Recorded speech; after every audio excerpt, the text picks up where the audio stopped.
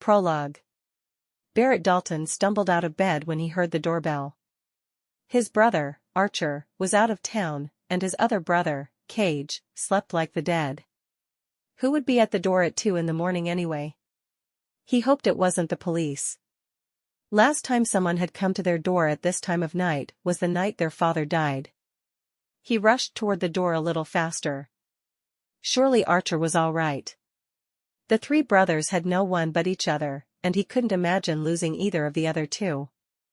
They were triplets and had the tight-knit bond that most multiples had. He opened the door wide without looking to see who was there, knowing as he did, his brothers would have said something to him if they'd seen it.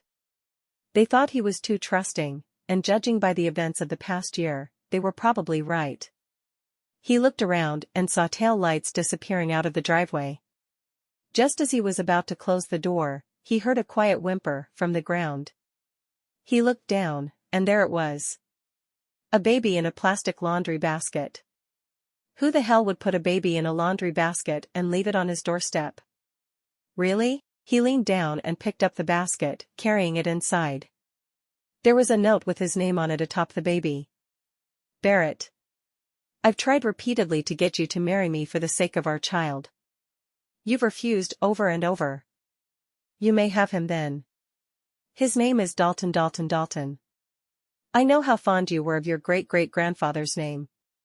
Enclosed are papers giving up all rights to the brat. No love lost, Mary Beth. Barrett sighed, looking down at the baby. He'd have blood tests run to be sure the kid was his, although it didn't really matter. He'd raise him regardless. Poor kid had enough going against him with that bitch for a mother and a name like Dalton. He didn't need to go into the system on top of that. He picked up the baby and cradled him to his chest, looking in the basket.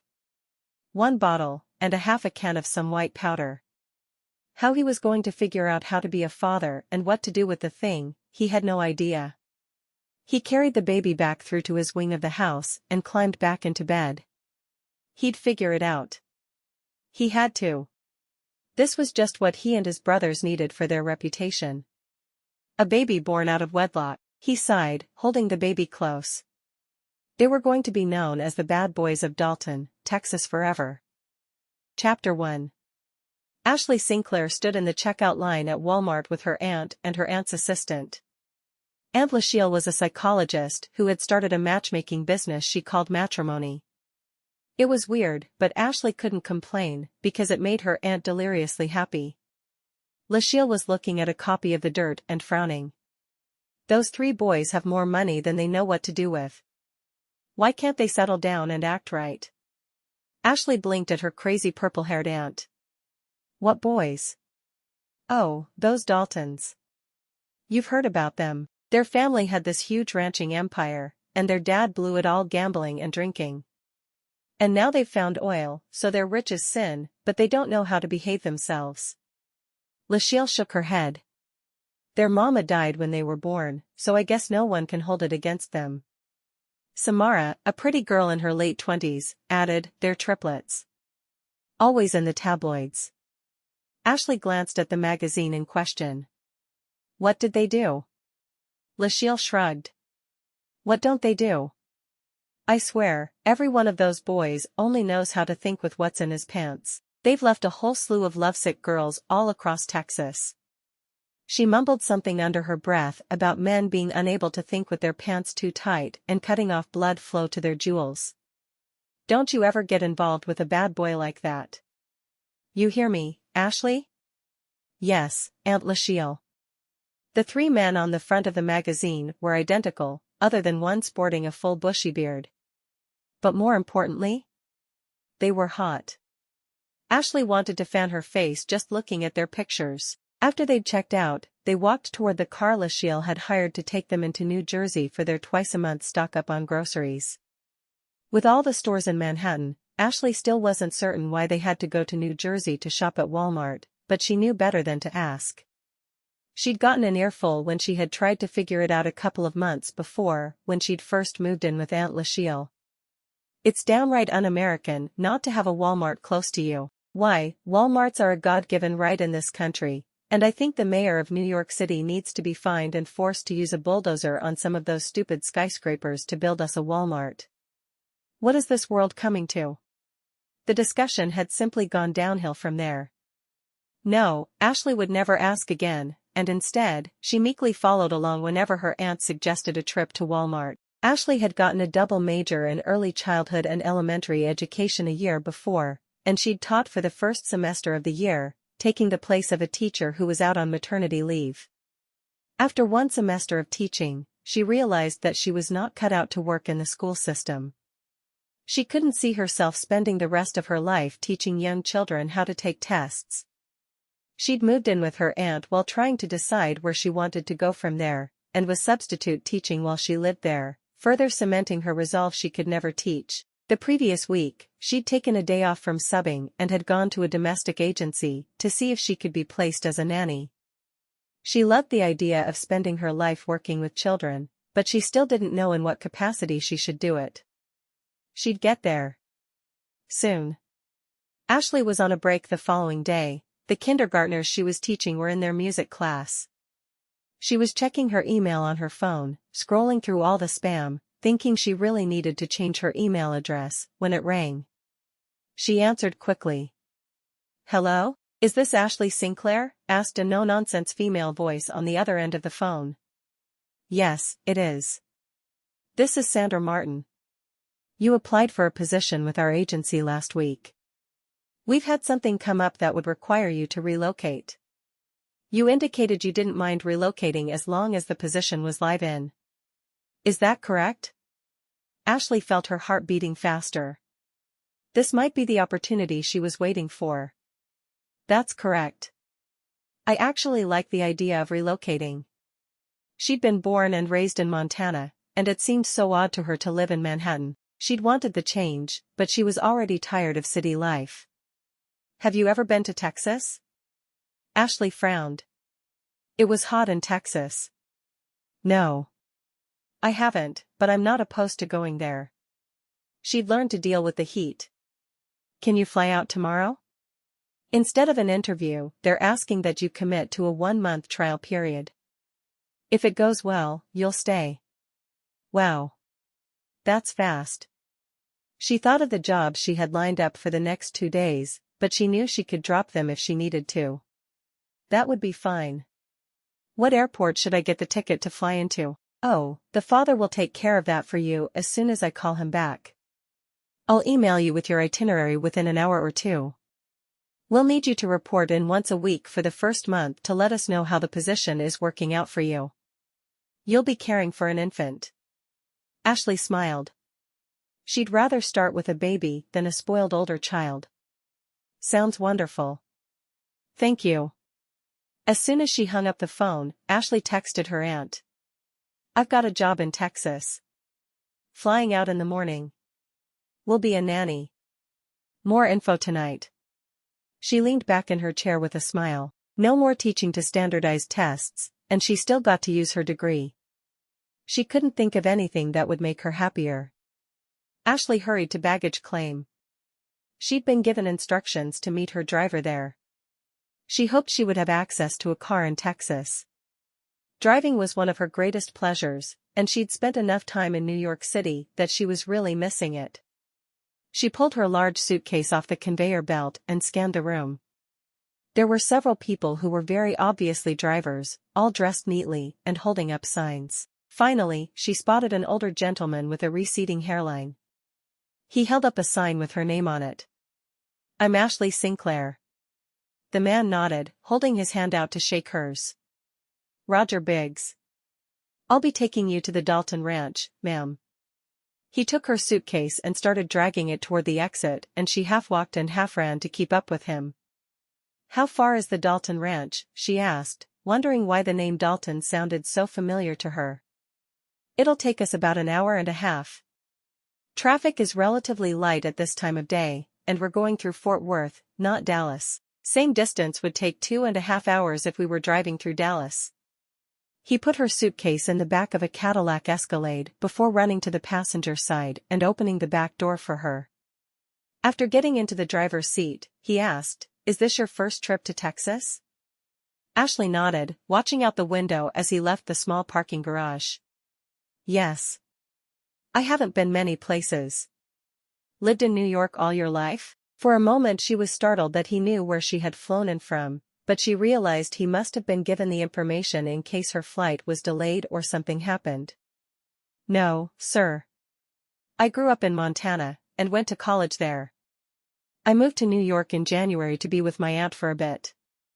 I see. Never lived through a Texas summer then. You're in for a shock. She laughed. I'm sure I am. I grew up in the tiny little town of King, Montana. We had summers we thought were hot, but nothing like I've read about Texas summers. They chatted during the drive. She watched everything out the window, a bit surprised when they left the city, and kept driving. I figured I'd be working in the city, she said. Oh, no, ma'am. The Dalton Ranch is just outside Dalton, Texas. It's a beautiful part of the state. They still have several hundred head of cattle, many of them descendants of the cattle their great-great-granddaddy had back in the 1800s. The ranch and the town that was named after it are full of rich history, if you like that kind of thing. Ashley smiled. Oh, I do. She loved the idea of getting out and exploring the area. The baby was certainly too young now, but it would get older, and she could take it on some educational field trips. This job may be a trial for the Daltons, but for her, she was settling in. She wanted to see the baby go off to its first day of school. And maybe one day, it would have younger siblings. She daydreamed a bit about what the family would be like. Obviously the mother worked, and that's why she was needed. She'd always thought she'd stay home with her children and teach them herself, but of course, that made sense with her having a degree in early childhood. When they pulled up in front of the ranch, she gawked at the beauty of the house. Wow. The driver smiled. This house has a lot of stories to tell if you're of a mind to listen to them, he told her. He hurried around and opened her door, going to the back of the vehicle to remove her suitcase. Ashley took deep calming breaths. She wished she'd taken the time to freshen up at the airport instead of running to baggage claim. Her clothes were wrinkled from the long flight, and she was certain her hair was a mess. The driver hurried and knocked on the door, dragging her suitcase with him, stepping back when the door opened. Mr. Dalton, I brought Miss Sinclair from the airport as requested. He left her bag on the step, smiling down at Ashley. Thank you for the pleasant conversation, Miss Ashley. Ashley smiled, wondering if she was supposed to tip the man. She started to dig in her purse, and he shook his head. It's been taken care of, Mississippi. Enjoy your stay in Texas. Thank you, she said, so happy that the first person she'd met in Texas had lived up to her expectations of Texas friendliness. As he walked off, she turned her attention to the man at the door. He had a scruffy beard and was wearing a pair of jeans and a stained white t-shirt. I'm Ashley, the nanny. The man said nothing to her, grabbing her suitcase with one hand and her wrist with the other. He half-dragged her through the house and down a long hallway, yelling out, Barrett, she's here. As she was pulled through the living room, she saw a painting of an older man, probably from the late 19th century. He looked identical to the many pulling her. She wondered idly if he'd dressed up in old-fashioned clothes to have his portrait painted. Ashley could hear the sound of a baby crying, and she rushed into the room where her new charge was, taking the baby off a king-size bed where a man stood over it looking perplexed. She dropped her carry-on and scooped the baby into her arms, holding it against her. She could feel the sogginess of the diaper through her clothes. Fresh diapers? She asked. The second man, Barrett, rushed away and brought back a diaper that was obviously at least a size 3. Ashley frowned. Don't you have any that fit? Are there different sizes? He asked, a frown on his face. Ashley sighed, laying the baby down on the bed, trying not to be annoyed at the urine on the front of her shirt. She quickly changed the baby's diaper, noting that it was a boy as she did so. As soon as he was dry, she picked him up, cooing to him softly. There you go, sweetheart. No wonder you were crying. You had a whole ocean in your diaper. Yes, you did. The baby stared at her with wide eyes, and she felt her heart melt instantly. She looked up at the man she assumed was his father. Where's his room? Barrett shrugged. He doesn't have one yet. He's been sleeping with me. Ashley frowned. So he doesn't have a crib? Or a changing table? Where do you put him for naps? I just got him 2 days ago. I don't know where to put him for anything yet. Barrett looked at the pretty little woman who glared daggers back at him. Maybe you can help with that? Ashley gave a brief nod. When will your wife be home? He frowned. I don't have a wife. It's only me and my brothers, and baby Dalton. Baby Dalton? You haven't even named him yet? What was wrong with this man? She had a hard time believing the hospital let them bring the baby home without a name. Oh, he has a name. It's Dalton. Yes, that's his last name. The man was slow. Had he been hit in the head or something? Or was he naturally slow? He needs a first name as well. He raked his fingers through his hair and groaned. His name is Dalton Dalton. Ashley stiffened up as if she'd been insulted. You have got to be kidding me. Why would you do that to a baby? What is wrong with you? Was she employed by the village idiot? Before you go jumping all over my case, maybe we should sit down and have a little talk. I can explain everything. There is no explanation for giving a baby that kind of name. You're giving him no chance in life. It's like you tattooed a huge target on his back and refused to let him wear a shirt. She shook her head in disgust. Do you have a room picked out for the nursery? The house was enormous. Surely the baby would be able to have his own room. Barrett was ready to reach out and shake the woman. She wouldn't listen to anything he said. He couldn't though, because she was holding Dalton, and he wouldn't hurt that baby for anything. He took a few deep breaths and walked into the hall, waving for her to follow him. He didn't trust his voice to be pleasant if he actually spoke. He walked into the room across the hall from his, that had an adjoining door, to the room beside it.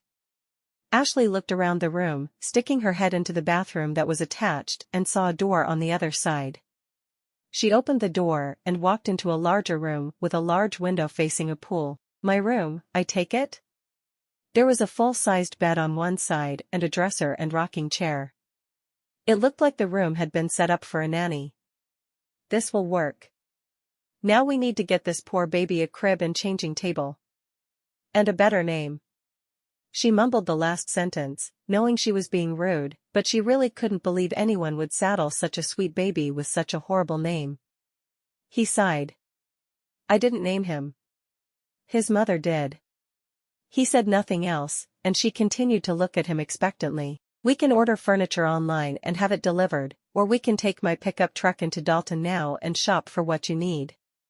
She looked down at the baby in her arms. Do you have a car seat for him yet? When he continued to stare at her as if she'd grown 2 heads, she sighed. No car seat. Is there someone who can watch the baby while we go on this excursion and get him what he needs? Barrett shrugged. I'm sure Archer will do it if the baby's sleeping when we leave. How long will it take us? How am I supposed to know that? How far are we from the nearest town? It's about a 10-minute drive into Dalton. Ashley blinked at him. You do realize there are names in the world other than Dalton, right? I am aware. She closed her eyes and counted to 10, unsure why this man put her back up so quickly. Fine. I think we'll be gone about 3 hours. Barrett strode into the hall, yelling for Archer. 2 men walked toward them. One looked almost identical to Barrett, but he didn't have a spit-up stain on his shoulder. The other had a big bushy beard covering his face, making him look distinct from his brothers. As soon as she saw him, it all clicked in Ashley's mind. Holy moly. She was living with the Dalton triplets her aunt had been horrified by only a couple of days before. What had Aunt Lachelle called them? Bad boys who only thought with what was in their pants. That was it. She leaned against the wall as the brothers talked. What was she going to do? She'd already fallen in love with little Dalton, although she hated his name. She couldn't go flying back to New York. She'd committed for a month. Oh, but her aunt was going to kill her if she stayed. You two have to watch the baby while I take little Miss Priss into town to shop for all things baby. The third brother, the one Ashley had yet to meet, backed away, shaking his head. No way. Can't do it. The other, whose name she hadn't caught, sighed.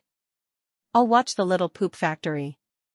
He reached his hands out toward Ashley to take the baby, and Ashley took a step back without thinking. She forced herself to stop.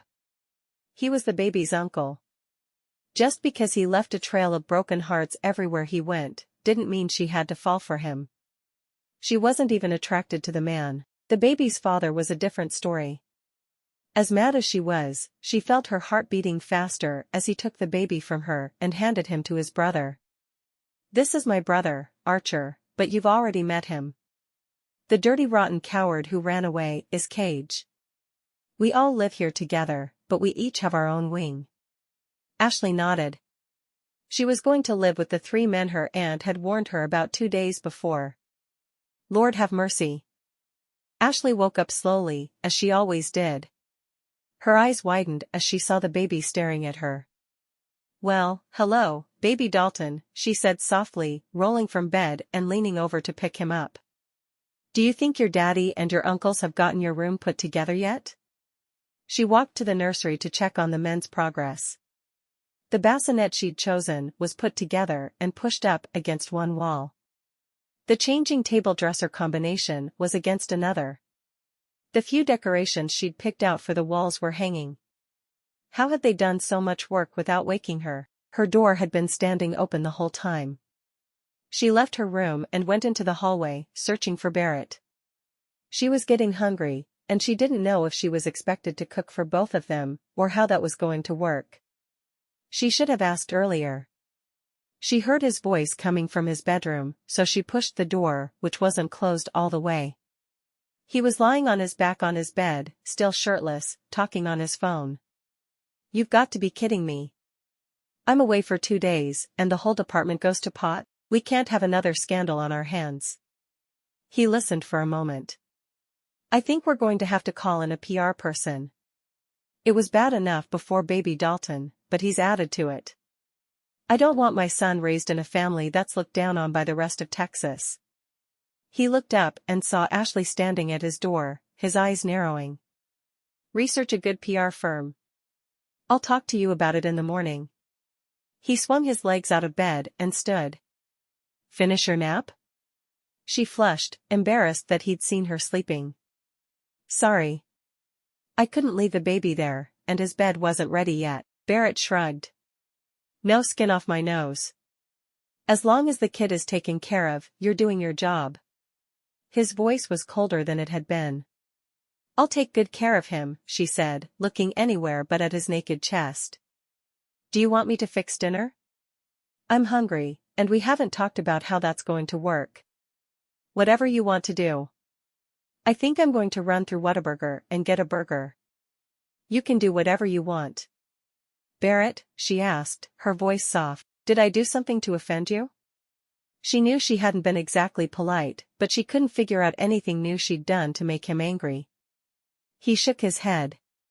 No, I'm not sure why you're in here bothering me. Do your job. Ashley saw red. She took a couple of steps closer to him and poked him in the chest with her free hand. I came in here to offer to cook for you. I don't know if I'm allowed to fix whatever I want in the kitchen or if I need to provide my own food, because we haven't discussed it yet. I don't know what your problem is, but I know you're not going to be allowed to take it out on me. He caught the hand poking his chest in his own. Don't touch me. You're so afraid I'm going to rape you that you have to make sure there's a lock on your door, and then you come into my bedroom and touch me? I don't think so. Ashley blushed. My aunt was all freaked out that it was you 3 I going to be staying with in Texas. She thinks you guys are one step up from male strippers. Yeah? And what do you think? Ashley shrugged. I think I don't know you, but you have horrible reputations. You do seem to care about the baby, though, and that moves you up one notch in my brain. Does it now? He took a step closer to her, leaning over her.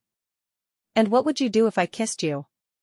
He didn't know where the words had come from, but now that he'd brought it up, it sounded like a fine idea. He'd kiss her and show her he could walk away. Then she'd know he wasn't some sort of sex offender. She glared at him. Is that meant to be a threat? What is wrong with you? The man acted like he'd never seen a woman before, but if there was even a small chance the baby in her arms was his, then he'd certainly done a lot more than look at one. What's wrong with me? I've got a little priss for a nanny who thinks she's better than me. He leaned even closer. You're not better than me, you know. You're just a little girl who doesn't know how to behave around men, so you're scared. Scared? I'm not scared. Her blue eyes met his brown, and she stared right into them, feeling like she'd received a blow to her stomach. Oh, Aunt Lachelle was right about this one. He was sex on a stick. He grabbed her by the back of her neck, leaning down to kiss her. He'd never in his life kissed a woman in anger, but he didn't recall ever being so mad at a woman either. Not even Mary Beth, who had tried to extort money from him. As soon as his lips touched hers, they went soft, seeming to sip at hers. His tongue gently stroked her lips, and she parted them, allowing his tongue inside to stroke against hers. She'd been kissed before, but not often, and never like this. She felt it all the way in her toes. Glory be, she wanted to keep kissing him forever. The baby fussed in her arms, startling them apart. Sorry, baby Dalton. She rushed from the room, realizing he'd never answered her question. In the kitchen, she made him a bottle while she heated up a can of soup for her dinner. Her face was hot, but she wasn't sure if it was from the heat of the soup, embarrassment, or just plain being turned on. Barrett Dalton was one sexy man. How she was going to stay out of his clutches, she had no idea. Once baby Dalton was asleep, Ashley returned to her room with a cup of tea. He hadn't been thrilled when she'd first put him in the water for his bath, but after he'd been in there for a minute or two, he'd kicked, and his eyes had widened. She wondered idly if he'd been given a bath since leaving the hospital, but she decided she really didn't want to know. Poor thing. He may not have had a lot of love for his first 2 weeks, but she was going to shower him in it from now on. She sat in her bed, pulling out her iPad and going into Kindle app to read the newest book from her favorite author. She was settling into the story, sipping her tea as she read, when her phone rang. She glanced at the caller ID and groaned. Aunt Lachelle must have talked to her father. She considered not answering, but knowing her father, that would just bring him to Texas. The Daltons weren't exactly hard to locate. Hello, she answered after sliding her finger across the screen. What do you think you're doing moving in with 3 single men? Her father's voice bellowed in her ear. I've raised you better than that, young lady. Dad, I'm a nanny. You're making it sound like I'm doing something illicit, but I'm not. I'm taking care of a sweet baby who needs love. Ashley did her best to keep her voice calm. She didn't need him flying off the handle any more than he already had. Do you have any idea who those men are? They're known for womanizing. You need to tell them you're leaving immediately and come home to Montana. Ashley frowned at the phone. I can't. I agreed to stay for a full month, as a trial, and you taught me to always keep my promises. I couldn't go back on this one and hold my head up. Don't you throw my words back at me. When your mother was dying, I promised her that I would do everything in my power to take good care of you. I'm not taking good care of you by letting you live with 3 men known for womanizing in Texas, of all places. I'm 25 years old. You made that promise when I was 5. I think she'd be fine with me taking care of myself now. Ashley rolled her eyes. This was why she'd moved to New York with her aunt. She needed to be able to take care of herself for a change. Of course, her aunt had been like a spy for her father, reporting back to him and her stepmom every move she'd made. Well, almost every move. And what's wrong with Texas? I kind of like it here. It's Texas. Do you realize that every 3rd person you see is carrying a gun? That little old lady in the grocery store? She has a gun in her purse. Ashley sighed. You have 4 guns, Dad, and you never once shot me. I think I'm all right. I want you to promise me that you'll leave if even one of them does something he shouldn't. Promise? Ashley sighed. She knew her father would want her out of there just for the kiss she and Barrett had shared earlier. She hadn't fought Barrett on it, though, so was it really something he shouldn't have done? I promise. Now stop worrying. When I'm dead and buried. Chapter 2. The trip into Dalton was made mostly in silence. Ashley knew she should be asking about her job and exactly what her duties would be, but she was too busy crowding against the door to do it. She didn't want to get too close to the man. Dalton wasn't exactly a small town, but it wasn't big either. We just got a Walmart in town. Can we find what we need there? Barrett asked. Ashley grinned. She'd never again be able to hear the word Walmart without thinking of her crazy aunt. Should be able to. I don't bite, you know. He frowned at her, wondering why she was suddenly acting afraid of him. She shrugged. I never said you did. I didn't expect to be living with a single father. Barrett laughed. We won't be living together. You'll be living across the hall with my son. Don't worry. I've yet to rape a woman. She certainly thought highly of herself if she was that afraid he was going to molest her or something. Ashley turned to look out the window, refusing to even look at him. They finished the drive in silence, and he parked off to the side of the store. Before she got out, she looked at him. What's my budget? He shrugged. Get what the kid needs. I'm not worried about the cost. She nodded and opened her door, sliding to the ground. Fine. She grabbed a cart as they walked in and was thankful to see him do the same. She hurried back to the baby section, thankful all of the chain stores were laid out similarly. She walked up and down every aisle, carefully choosing the things she thought were of the best quality. Does he need clothes? The man rubbed the back of his neck, looking slightly sheepish. We have one outfit for him, one bottle, and a small can of powder stuff that we mix with water. And a few diapers. How much does he weigh? She asked, looking at a display of diapers. I have no idea. Barrett knew nothing about the child. He'd only had him for 36 hours. How old is he? That might help her guess his weight. Barrett shrugged. His birth certificate said April 6th and it's the 18th, so 12 days, I guess. Ashley blinked, but asked nothing else. She picked a pack of newborn diapers and some size ones. One of them would surely fit the baby. As she made her way through the store, she chose everything from a baby bathtub to a bassinet. She wanted a higher quality for his crib than they could find at Walmart, but she picked out a changing table. By the time they started on clothes, she knew she'd picked out thousands of dollars worth of baby items. Barrett frowned at the outfit in her hands. I don't like that. He'll look like a girl in it. It's a sleeper, she protested. Who's going to see him? He shrugged. Don't care. I'm not buying it.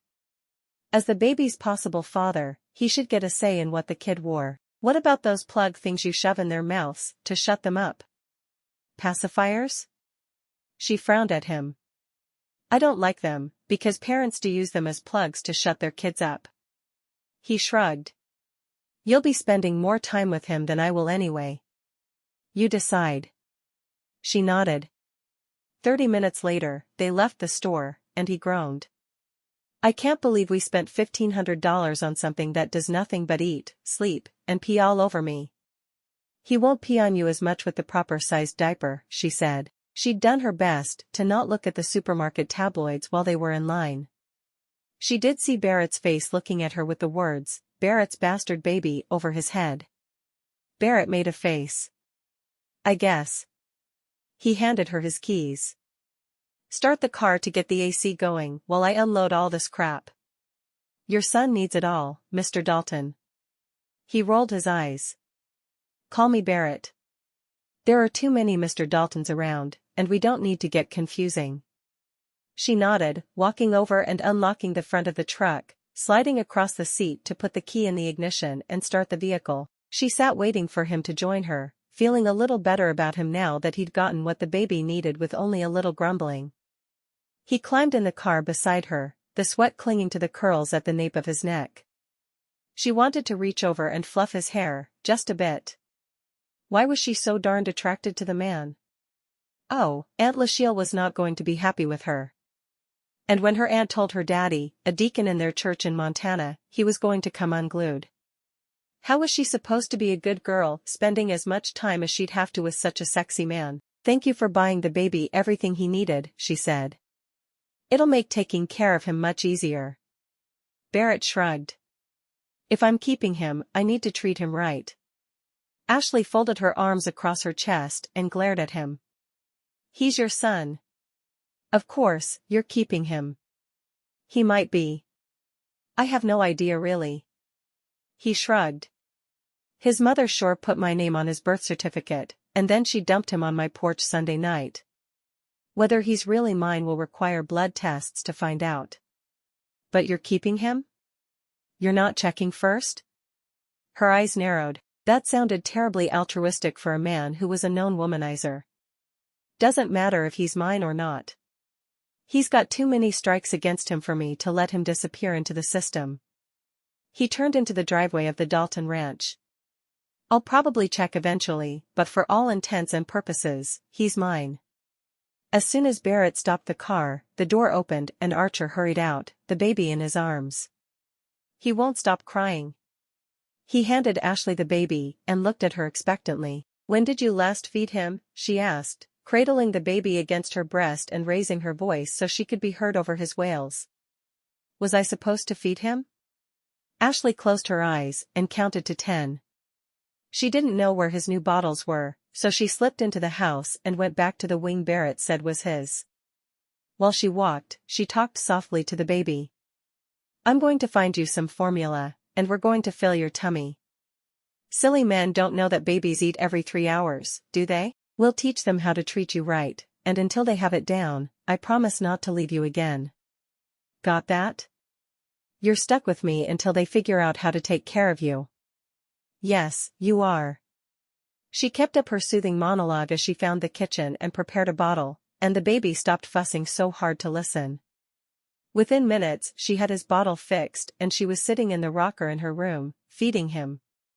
As she fed him, she sang softly to him, automatically singing Puff the Magic Dragon, which her mother had always sung to her when she was small. She took a break halfway through the bottle and put him to her shoulder, to burp him. "What a good boy," she said, settling him back in the crook of her arm as she let him finish the bottle before burping him again. When he was finished, she sang to him, her voice rising and falling as she went through lullaby after lullaby. She knew she didn't have the best singing voice in the world, but she also knew sweet little baby Dalton wouldn't care a bit. He would be happy that she was singing to him. They'd been home for close to an hour when he finally fell asleep in her arms. He'd worked himself up into such a fit getting so hungry, that she had a hard time calming him enough for him to nap.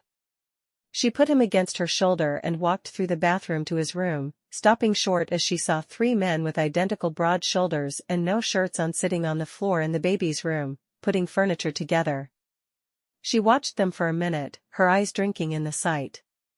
Fanning her face with her hand, she took the baby to her bed instead. She laid him gently on his back in the middle of the bed before she dug through her purse for her phone. Laying beside him to keep him safe, she called her aunt. "Hey, Aunt Lachelle. Baby's sleeping, so I have to keep my voice down.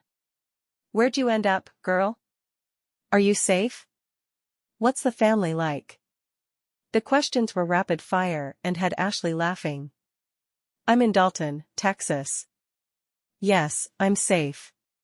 She bit her lip before answering the last question. "I'm a nanny for Barrett Dalton's son." "Barrett Dalton's son? Wait. One of those wild Dalton boys? Each one of those boys is sex on a stick, girl. You can't stay there. I'll send you a plane ticket. You need to get out now." "I can't, Aunt Lachelle. I committed to staying for a whole month." She traced baby Dalton's cheek. "Besides, I've already fallen in love with the baby, and these men are clueless. I can't leave him alone with them." "Where are you staying then? And don't tell me you're staying at the Dalton ranch, because so help me, girl." Aunt Lachelle's voice was threatening, and Ashley closed her eyes. "I'm staying at the Dalton ranch. But it's not like you think.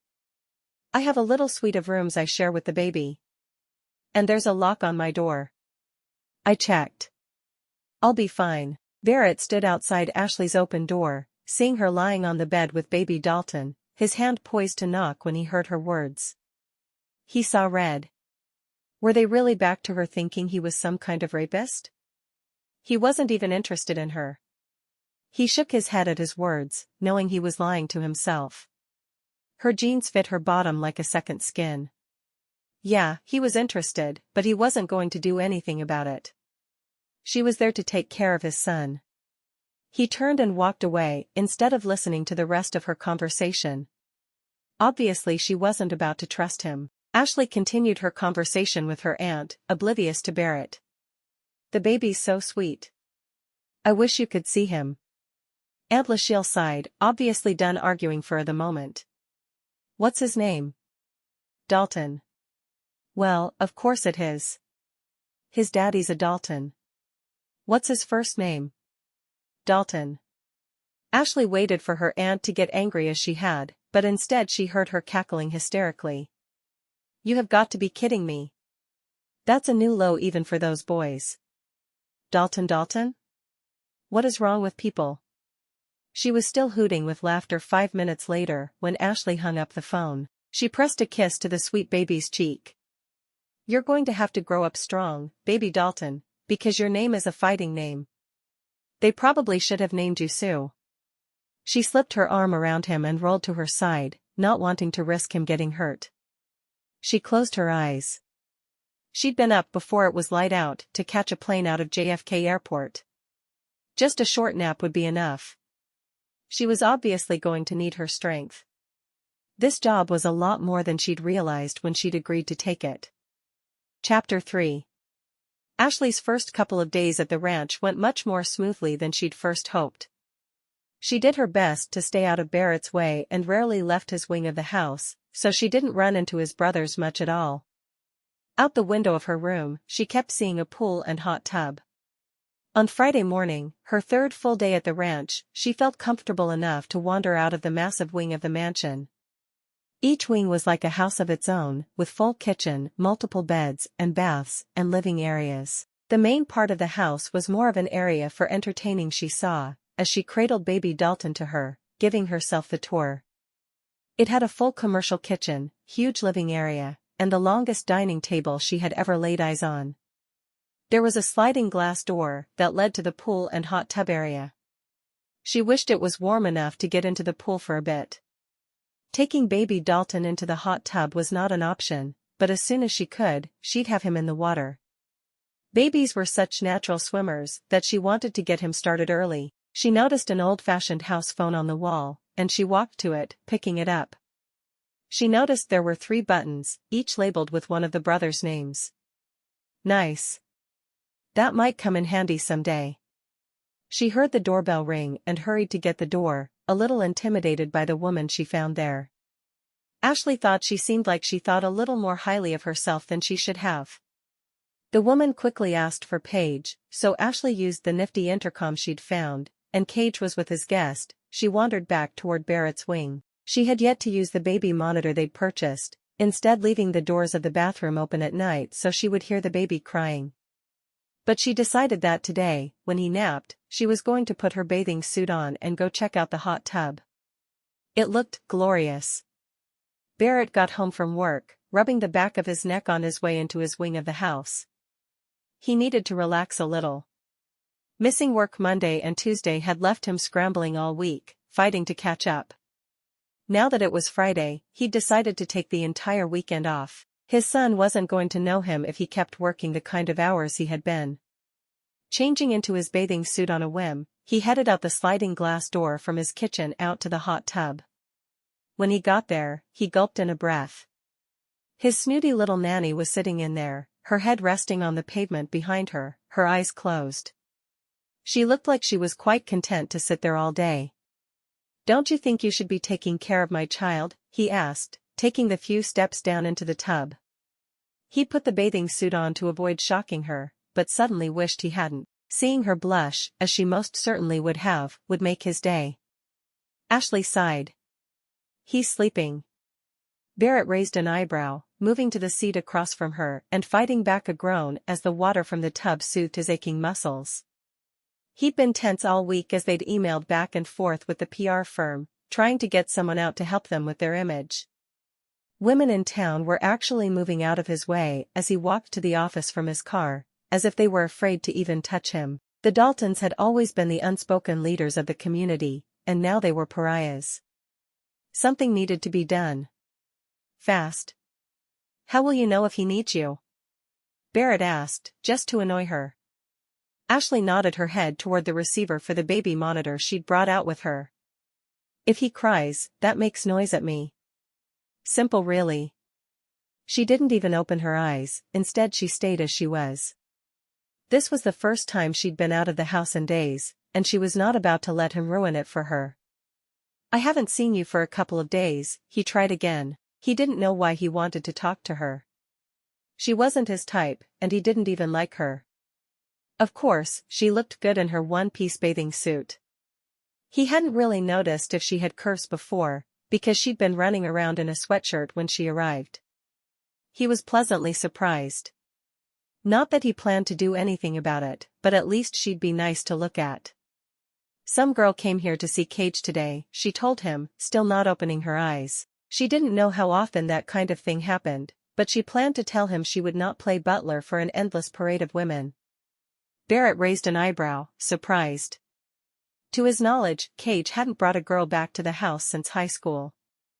They all tried to keep their sexual activities away from the mansion out of respect for the ancestors who had worked so hard to build it. Really? The shock in his voice had Ashley sitting up. Is that weird? He nodded. Very. What did she look like? Ashley shrugged. Long black hair. Brown eyes. Snooty. I swear, I was waiting for a bug to fly up her nose any second. She sighed. And she had a huge suitcase with her. Barrett blinked a couple of times. Oh, yeah. I heard. Who? Ashley asked, struggling to remember what the other woman had said her name was. She knew it was a city. Brooklyn Rivera. He said the name as if he wanted it to be anyone but her.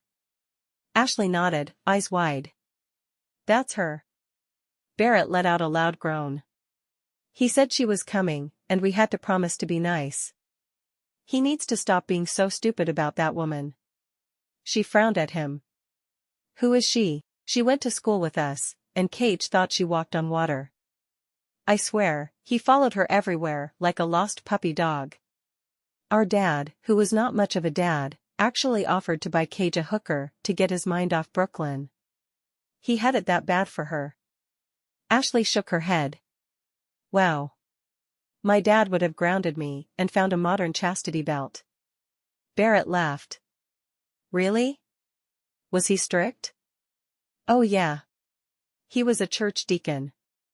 I dated one boy in high school, and only 3 times, because he was so afraid of my father. The first time they met, my dad was cutting down trees in the backyard with a chainsaw, and he met him at the door with the chainsaw still running. Poor Brian. I think he almost wet his pants. And then Dad told him when I got home, he'd dust for fingerprints. She shook her head. It was awful. I bet you were thrilled to have some sexual freedom at college. My roommate was my dad's best friend's daughter. What is this thing you speak of? Sexual freedom? Does that really exist for some people? He grinned. Well, I sure had more than my share of it. Despite what the tabloids had said, he'd never been wild sexually, though. His only one-night stand ever had been with Mary Beth, baby Dalton's mama, and he'd been mad at the world. When she'd come on to him, he hadn't cared. He'd regretted it the next morning, of course, but she'd ended up pregnant. He'd used protection, but things could happen. Didn't matter. Dalton was his regardless. You know, I always wondered what it would be like to flit around and kiss anyone I pleased. She regretted the words as soon as they left her mouth. He didn't need to get ideas. Oh really? He raised an eyebrow and moved across the hot tub to sit beside her, his arm resting across her shoulders. I already kissed you, she said, wrinkling her nose. She pointed to the spot across the hot tub from her. Go back where you came from. We only kissed once, and I was mad at you. His free hand came down to trace her cheek with one finger. Let me show you what a real kiss feels like. She looked at him in surprise. That had been the most intimate kiss of her life, and he didn't call it a real kiss? What would a real kiss from him be like then? She was almost afraid to find out. That's not a good idea. I work for you. Technically, Baby Dalton is your boss. I'm the boss's daddy. He cupped her face with both hands. I'll leave my hands right here. No touching, just kissing. That work for you? Her words were cut off by his lips brushing hers, softly and ever so sweetly. He was true to his word, his mouth capturing hers, his tongue slowly invading her mouth, but his hands never moved from her cheeks. Ashley let out a soft moan, feeling the tension building deep inside her. So this was how a real kiss felt. Too much of this, and she'd be begging the man to take her to his bed. No wonder the Dalton men didn't have trouble with women. She wrapped her arms around his neck, pressing her body against his chest. She needed to be closer to him. A sound startled her from her focus on the kiss. It sounded a little like a baby crying. She jerked away. Baby Dalton needs me. She pulled away and climbed from the tub, grabbing the towel she'd laid across a lawn chair and running for the house. Barrett watched her go, his eyes wide with surprise. Kissing her had been a lot more eye-opening than he'd expected. He shifted uncomfortably in the hot water, his swim trunks no longer big enough to contain his girth comfortably. Finally, he got up and got out of the water, walking to the pool and plunging into the cold depths. The water wouldn't be warm enough to swim in for another month, but at least it was a quick way to calm down before going back to the house. He suddenly wanted to get to know his little Nanny much better. Ashley rushed into her room, closing the door behind her. She would check the baby and see if she could leave him long enough to dress. She didn't want to hold him with her wet swimsuit on. He might catch a chill in the air-conditioned house. Baby Dalton looked up at her from his bassinet, not really angry, just wanting some attention. He kicked his feet and gurgled when he saw Ashley standing over him. She laughed, patting his cheek. I need 5 minutes to put some clothes on, and then I'm all yours, little man. She hurried from the room to change, wanting to get him up before he got too frustrated. She pushed the kiss out of her mind. She had a job to do. That baby needed her a lot more than his daddy needed another notch on his bedpost.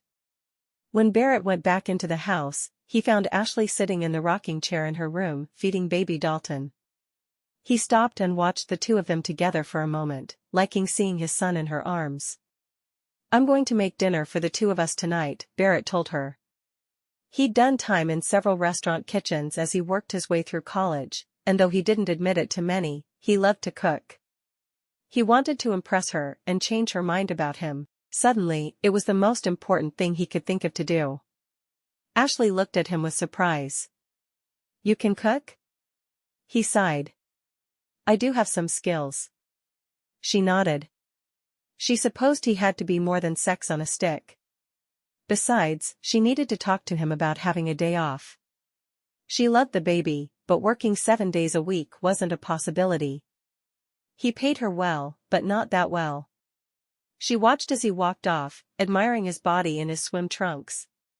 Her daddy would kill her if he saw how she was looking at the man, but she was a grown woman. She was 25, and her most intense kiss had just taken place in a hot tub, and his hands had never left her cheeks. Looking never hurt anyone. Barrett changed and rushed to the kitchen, looking through the cupboards. It was already after 5, and unless they wanted a really late meal, he didn't have time to fix a huge meal entirely from scratch, which would have been his first choice. Instead, he got out what he needed to make Alfredo sauce from scratch, and he'd use store-bought fettuccine. He had picked up some French bread on the way home, thinking he'd make something the next night. He could turn that into a nice garlic bread. Yes, he'd make it special. Ashley played with the baby for a few minutes after she fed him. He was still so young that she had a very small window before he'd fall right back to sleep. She lay on her side on the bed, and grabbed one of his feet, munching his toes and making silly noises. He watched her with wide eyes. She could smell something delicious drifting through the air. She hadn't realized how hungry she was, but now her stomach was rumbling. "Smells like your daddy knows how to cook. And I'm very hungry, so that's a good thing." Carrying baby Dalton back to the rocking chair, she sang him to sleep. She liked the idea of actually eating with two hands for a change.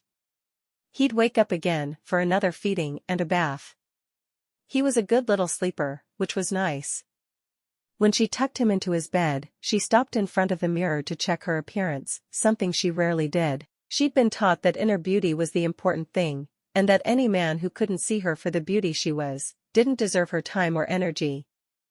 That didn't mean she didn't want to look good for Barrett though. He made her feel things she'd never felt. While her aunt and father would be protesting loudly, she didn't see that as a bad thing. She pulled the ponytail holder from her hair and ran a brush over her wild locks. She looked at the sweatshirt she was wearing and fought with herself. No, she wasn't going to change it. She wasn't going to start parading around in tight clothes for him. Taking a deep breath, she went out into the hallway and followed her nose to the kitchen. "Something smells delicious." Barrett turned around, leaning a hip against the counter. He had a wooden spoon in his hand that had some sort of white sauce all over it. She walked over and trailed a finger along the sauce, popping it into her mouth. Alfredo sauce. My favorite." He grinned. "Glad to hear it. Everything will be done in a couple of minutes." She looked at the stove and saw shrimp sautéing in a pan and a big pot of noodles cooking. He had a smaller pot filled with his sauce that he was stirring. "I didn't realize I was hungry until I started to smell it. Then I put the baby to sleep as quick as I could." She grinned at him, thinking about how unbelievably sexy he looked standing in the kitchen with a wooden spoon in his hand.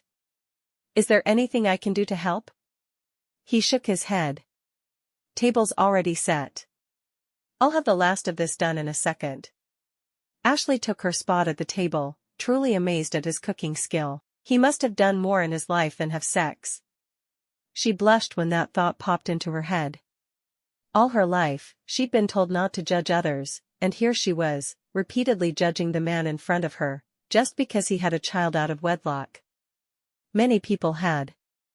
It didn't make him a monster. She watched him work, enjoying the way he moved. He was truly eye candy, as her college friends would say. "Where did you learn to cook?" He worked on plating their meals while he answered. "I think you know that we weren't exactly raised with wealth. We had this house, but my father gradually sold off the surrounding land." He didn't mention that it was because he didn't work, because that wasn't any of her business at this point. "When we graduated from high school, we didn't have jobs lined up, and there were no college funds. Archer went to work for a construction company, and he learned to renovate houses. He's done a lot of work on his wing. I'll show you sometime." He carried their plates over to the table and sat down opposite her. "Cage did a bit of bartending for big catered parties, and I worked in the kitchen of various restaurants." She had a hard time picturing him working anywhere he wasn't the boss. "Really? Did you enjoy it?" He laughed. "Don't tell anyone, but I really did. I love cooking. I don't get to do it often enough." Ashley looked at her food, the shrimp fettuccine Alfredo looking perfect, and 2 pieces of garlic bread beside it. "This looks and smells delicious." One of the restaurants was a tiny little Italian place, run by an Italian woman who yelled a lot. She had arthritis, and couldn't do a lot of the cooking, so she told me I would have to be her hands. So many times she would get on to me for not making something as perfectly as she would. Ashley grinned. "She sounds pretty amazing. I still go see her when I can. She was like a grandmother to me." She took a bite of the fettuccine after blowing on it to cool it. "This is wonderful. You really can cook." Barrett's face lit up at the praise. "I told you I could. Just don't tell my brothers. They'd make fun of me." "They don't know you can cook?" "Oh, sure they know. They don't know that I enjoy it and still do it." She shook her head. You shouldn't be ashamed of any talent, cooking or otherwise. Barrett popped another bite of food in his mouth, chewing slowly. He wished he could put his fears into words. He wasn't really ashamed of cooking, it was more fear that his brothers would never let him live it down. When he didn't say anything, she broached the topic she'd been wanting to discuss. We haven't really talked about days off for me. As much as I love baby Dalton, I'm going to need at least one day a week to shop, or just relax. I'll keep taking care of him at night. She trailed off, almost feeling guilty for bringing it up while eating the delicious meal he'd cooked.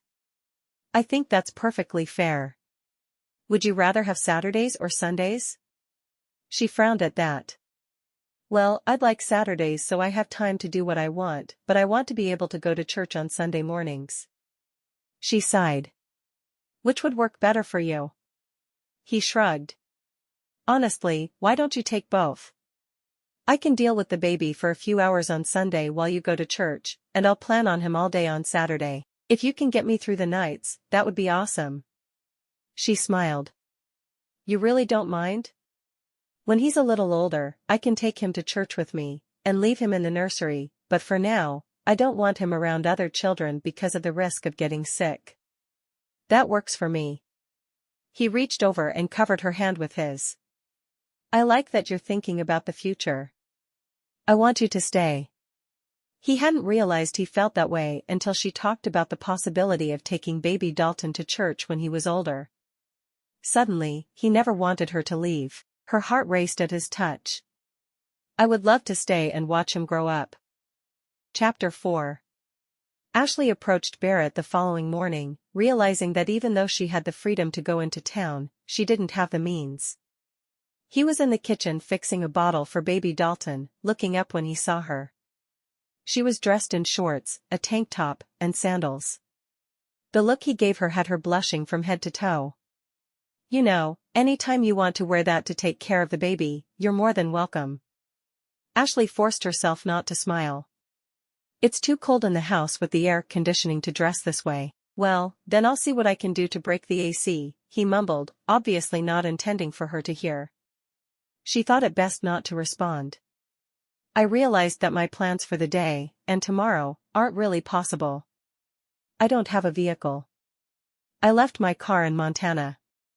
I guess I could fly up and drive it down, but that would keep me from the baby for a good week, and honestly, I think my dad may tie me up to keep me from coming back down here to you anyway.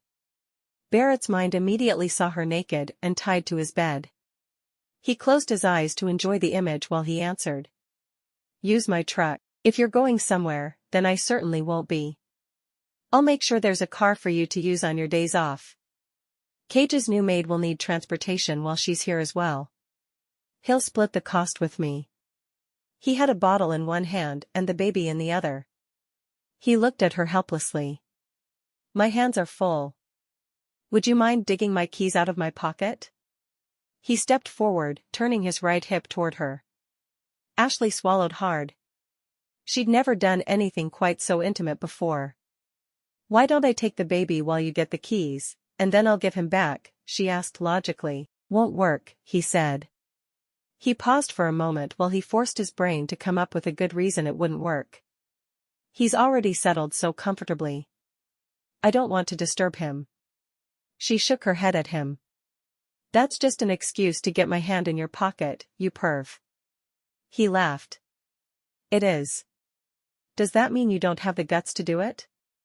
He watched her carefully, wondering if his taunting would really work. Her eyes narrowed, and she took a step closer to him, her hand delving into the pocket of his tight jeans. She caught the ring with her finger and pulled them out. There. Holding the keys up in front of his eyes, she grinned at him. You're something else, Nanny Ashley. She made a face as she walked away. Do you want me to plan on cooking dinner for you tonight? I'm not nearly as good as you are, but I know the basics. He frowned. No, that's okay. I'm planning on starting something for both of us when I put the baby down. He watched her go, realizing he wanted to do little things for her. What in the hell was wrong with him? Ashley spent the day acquainting herself with Dalton, Texas. The town was bigger than she'd realized. There was a small shopping district that rivaled what she could get in Billings for sure. It didn't rival the shopping in Manhattan, but what did? She went from store to store, mostly window shopping.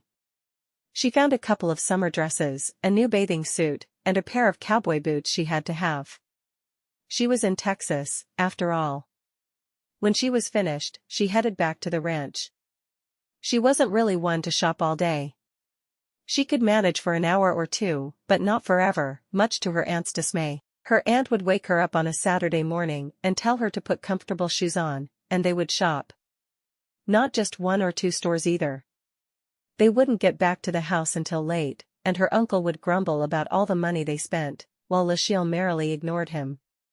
That type of day exhausted Ashley, and she was glad she didn't have to do it here. There was something to be said for knowing no one in the state except a sexy man and a tiny baby.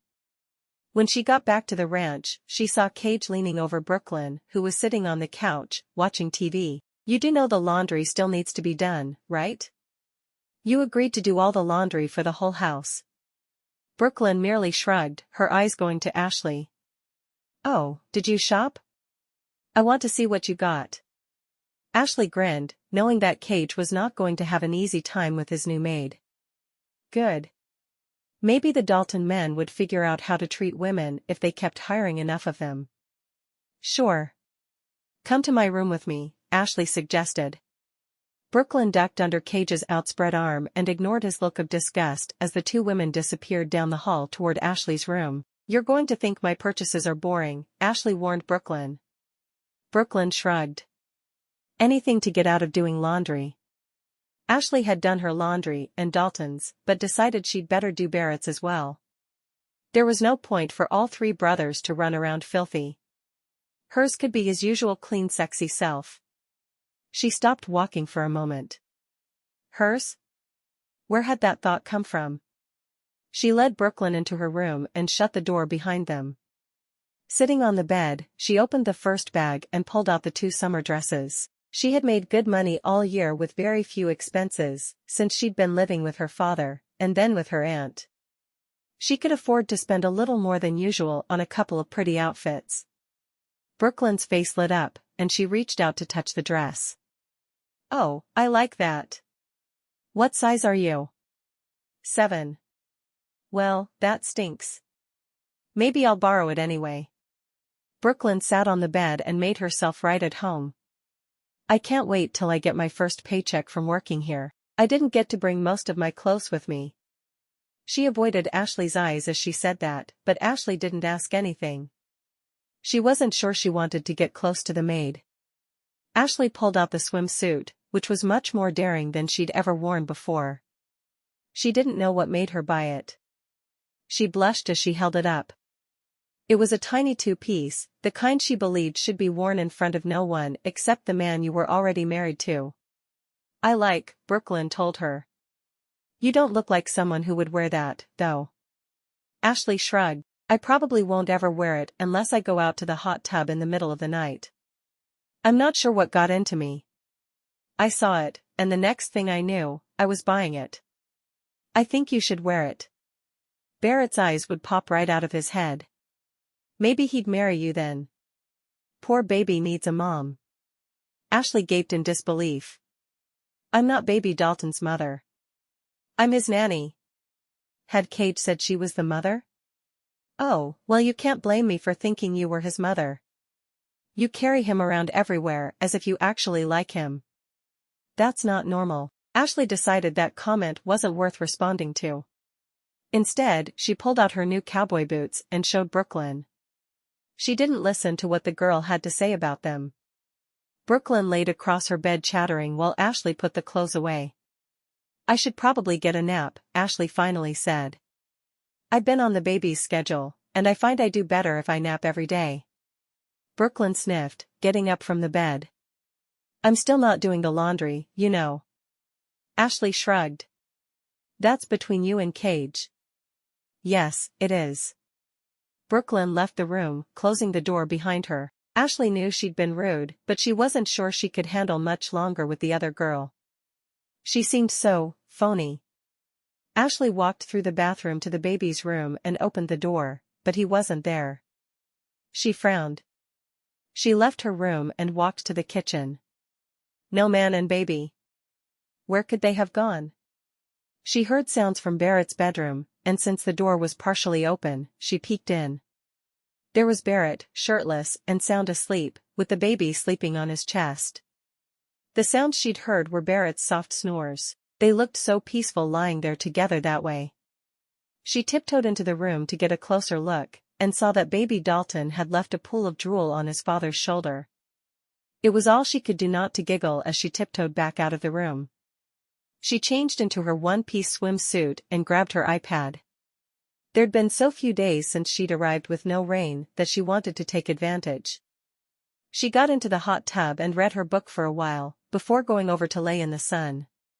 She felt a bit guilty for enjoying herself while her employer napped with the baby, but really, it was his kid, not hers. Barrett woke with a start, realizing he should have worked on dinner while the baby slept, rather than offering himself up as a sacrificial bed.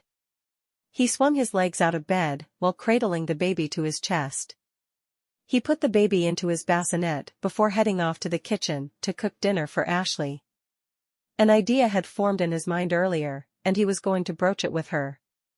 It was a brilliant idea if he did say so himself, but he'd have to wait until dinner to do it. When Ashley wandered in from the pool area, the smells of dinner were already filling the wing. She went to her room and changed, and heard baby Dalton crying. She rushed to him, changing his diaper and scooping him out of bed. She knew Barrett was in the kitchen making dinner, and she was more than willing to help. She went into the kitchen and fixed a bottle for the baby, not saying a word to Barrett, who was at the stove mumbling under his breath about something. Did the man always talk to himself? He jumped at the snap of the microwave door closing. No, it's your day off. I've got it. Ashley shook her head. I had most of the day off, and I like taking care of the baby. It's not a problem. You cook, and I'll feed. Barrett frowned down at her. He didn't want to take advantage of her generous nature. Of course, if she accepted his offer, it wouldn't matter so much. All right, he finally said, turning back to the stove. By the time she had fed and bathed the baby, putting him back in his bassinet, Barrett had dinner ready. She joined him in the kitchen again, thrilled to have another of his home-cooked meals. How can I help? All done. Just sit and let me serve it. You're going to spoil me if you keep this up, she said with a grin. I have a feeling you could do with a little spoiling, he told her. He slid a plate in front of her. She looked down at it, again amazed by all he put into it. A pork roast, with a thick sauce, broccoli, and a twice-baked potato. She had skipped lunch, having a feeling dinner would be heavy. I'm going to put on 10 pounds if you keep feeding me like this. He looked at her, his eyes heavy-lidded. You'd still be sexy to me. The look on his face sent warmth flooding to her stomach and between her thighs. There was something about this man that kept her constantly worked up. I'm not sure if that's what we should be going for here, she said with a half-smile. Well, that's true, he said. But maybe it is. He took a bite of his meat and chewed slowly, deciding now was as good a time to talk to her about his idea as any. I've been thinking. Are you sure that's a wise thing to do? She took a bite of her food, grinning at his frown. This is serious. He took a sip of water, suddenly nervous. He'd never talked to a woman about this before, and wouldn't be now if the baby wasn't involved. At least, he didn't think he would. Becoming a father has thrown my life all out of whack. Ashley frowned. I can see why it would, but it's not baby Dalton's fault. He's the sweetest baby in the world, and you shouldn't complain about him. Barrett frowned. I'm not complaining about the baby. No, I'm saying he's making me see things differently than I ever have before. You see, I thought I'd spend my whole life alone. My father left a lot to be desired, and my mother died from complications of having triplets. Okay. Ashley was clearly puzzled. So how are you seeing things differently? The baby needs a mother, Barrett told her. She nodded solemnly. Yes, the baby did need a mother. So why did she feel so sick at the mere idea of him marrying someone? In my whole life I'd never met anyone that I felt I wanted to spend my life with. Hell, I've rarely spent an entire night with a woman, let alone any real time. He took another swallow of his water, trying to find the right words for what he wanted to say. I've finally met someone that I think I could spend my life with, and who I think would be a wonderful mother to baby Dalton. Are you firing me? Ashley asked him. 'Cause if you are, spit it out. I can fly back to New York and live with my aunt. No, I'm not firing you. I'm trying to ask you to marry me. He practically yelled the words, and realized that yelling a marriage proposal was unlikely to have the desired effect. He took a deep breath. I think you'd be a good mother to baby Dalton, and I want you in my bed. I even like you when we're not kissing. Please, would you do me the honor of being my wife? She studied his face for a moment before she burst out laughing. Oh, that's a good one. She wondered how long he'd been planning to ask her that. How silly to think she'd fall for it. You know, I haven't been in Texas long, but I didn't arrive on the back of a turnip truck, she said, using one of her aunt's expressions. Sometimes it was nice to have strange sayings to draw on, and her aunt was chock full of strange sayings. I'm serious. I want you to marry me. It's the perfect solution. You already love my son, and you like me. His eyes traveled down her body. I like you, too. She shook her head, still laughing a bit. And do you ask all the girls you like to marry you? He shrugged. I don't know that I've just ever liked a girl before. In school, they all looked down on us, because we were so poor, even though we lived in this massive house. In college, I was working too hard to finish to notice girls existed. And since college, after we found the oil all over our land, I've been fighting girls off with a stick, but none of them was interested in me, Barrett. It was more of an I want a rich man, and you'll do kind of thing. I don't want that. I want someone who is nice, who I can genuinely like. You can't be serious. She studied his face. He sounded serious, but she was waiting for him to burst out laughing at any moment. I can be serious, and I am. Look, me getting married would solve several things. Number 1, I'd have a mother for Dalton. Number 2, the gossip, at least about me, would slow down. Number 3, now that I'm a father, I don't want to bring women around my kid. Being married, I wouldn't need to, because I'd have sex readily available. See? It makes all kinds of sense. He beamed at her, glad he'd finally been able to explain it in a logical manner. Ashley put her fork down on the side of her plate. Ready sex? Are you kidding me? What do I get out of the arrangement? Huh? His lips quirked into that grin she was coming to like so much. What do you get? Well, you get ready sex too, but without the guilt. He leaned forward and dropped his voice to a husky whisper, and I promise you, you'll get good sex anytime you want. His hand reached out and caught hers, his thumb tracing circles against her palm. Marry me. Ashley closed her eyes and counted to 10 before standing up and throwing her napkin on the table. You are insane if you think I'm going to accept a proposal like that. When I marry, it will be to a man I can respect. And you, Barrett Dalton? I don't think you've ever had anyone's respect in your entire life. You're a Neanderthal, and I refuse to sit here and even discuss this with you. Maybe you should put out a want ad, or better yet, get yourself a mail-order bride. The word about town is that's how this whole blasted empire started. Mail-order brides. She leaned down, her shirt gaping open and giving him a clear view of her bra, and she didn't even care. You know what? I'm a nanny. I'm here to take care of your baby. What you're looking for to take care of your other needs is called a hooker. Maybe you should go find one of those. She stormed from the kitchen and back to her room, slamming the door behind her. Had he really asked her that? She threw herself on her bed, putting her head over her arm. With her eyes closed, all she could picture was herself, in bed with Barrett Dalton, his naked skin sliding over hers. Oh, God. What was she becoming? Chapter 5. Monday morning, Barrett announced he'd decided to take the day off, and he spent some time with the baby on the couch in the main part of the house. The room was set up oddly, with 3 couches all surrounding a huge television. Brooklyn was on the other couch, her eyes glued to the television. "I thought Cage said you'd be doing laundry all day," Barrett said, just to taunt her.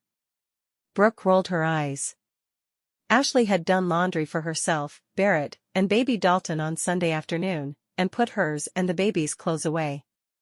Barrett's were stacked neatly on the foot of his bed. He was glad he didn't have to rely on Cage's diva to do anything for him. "You guys are rich.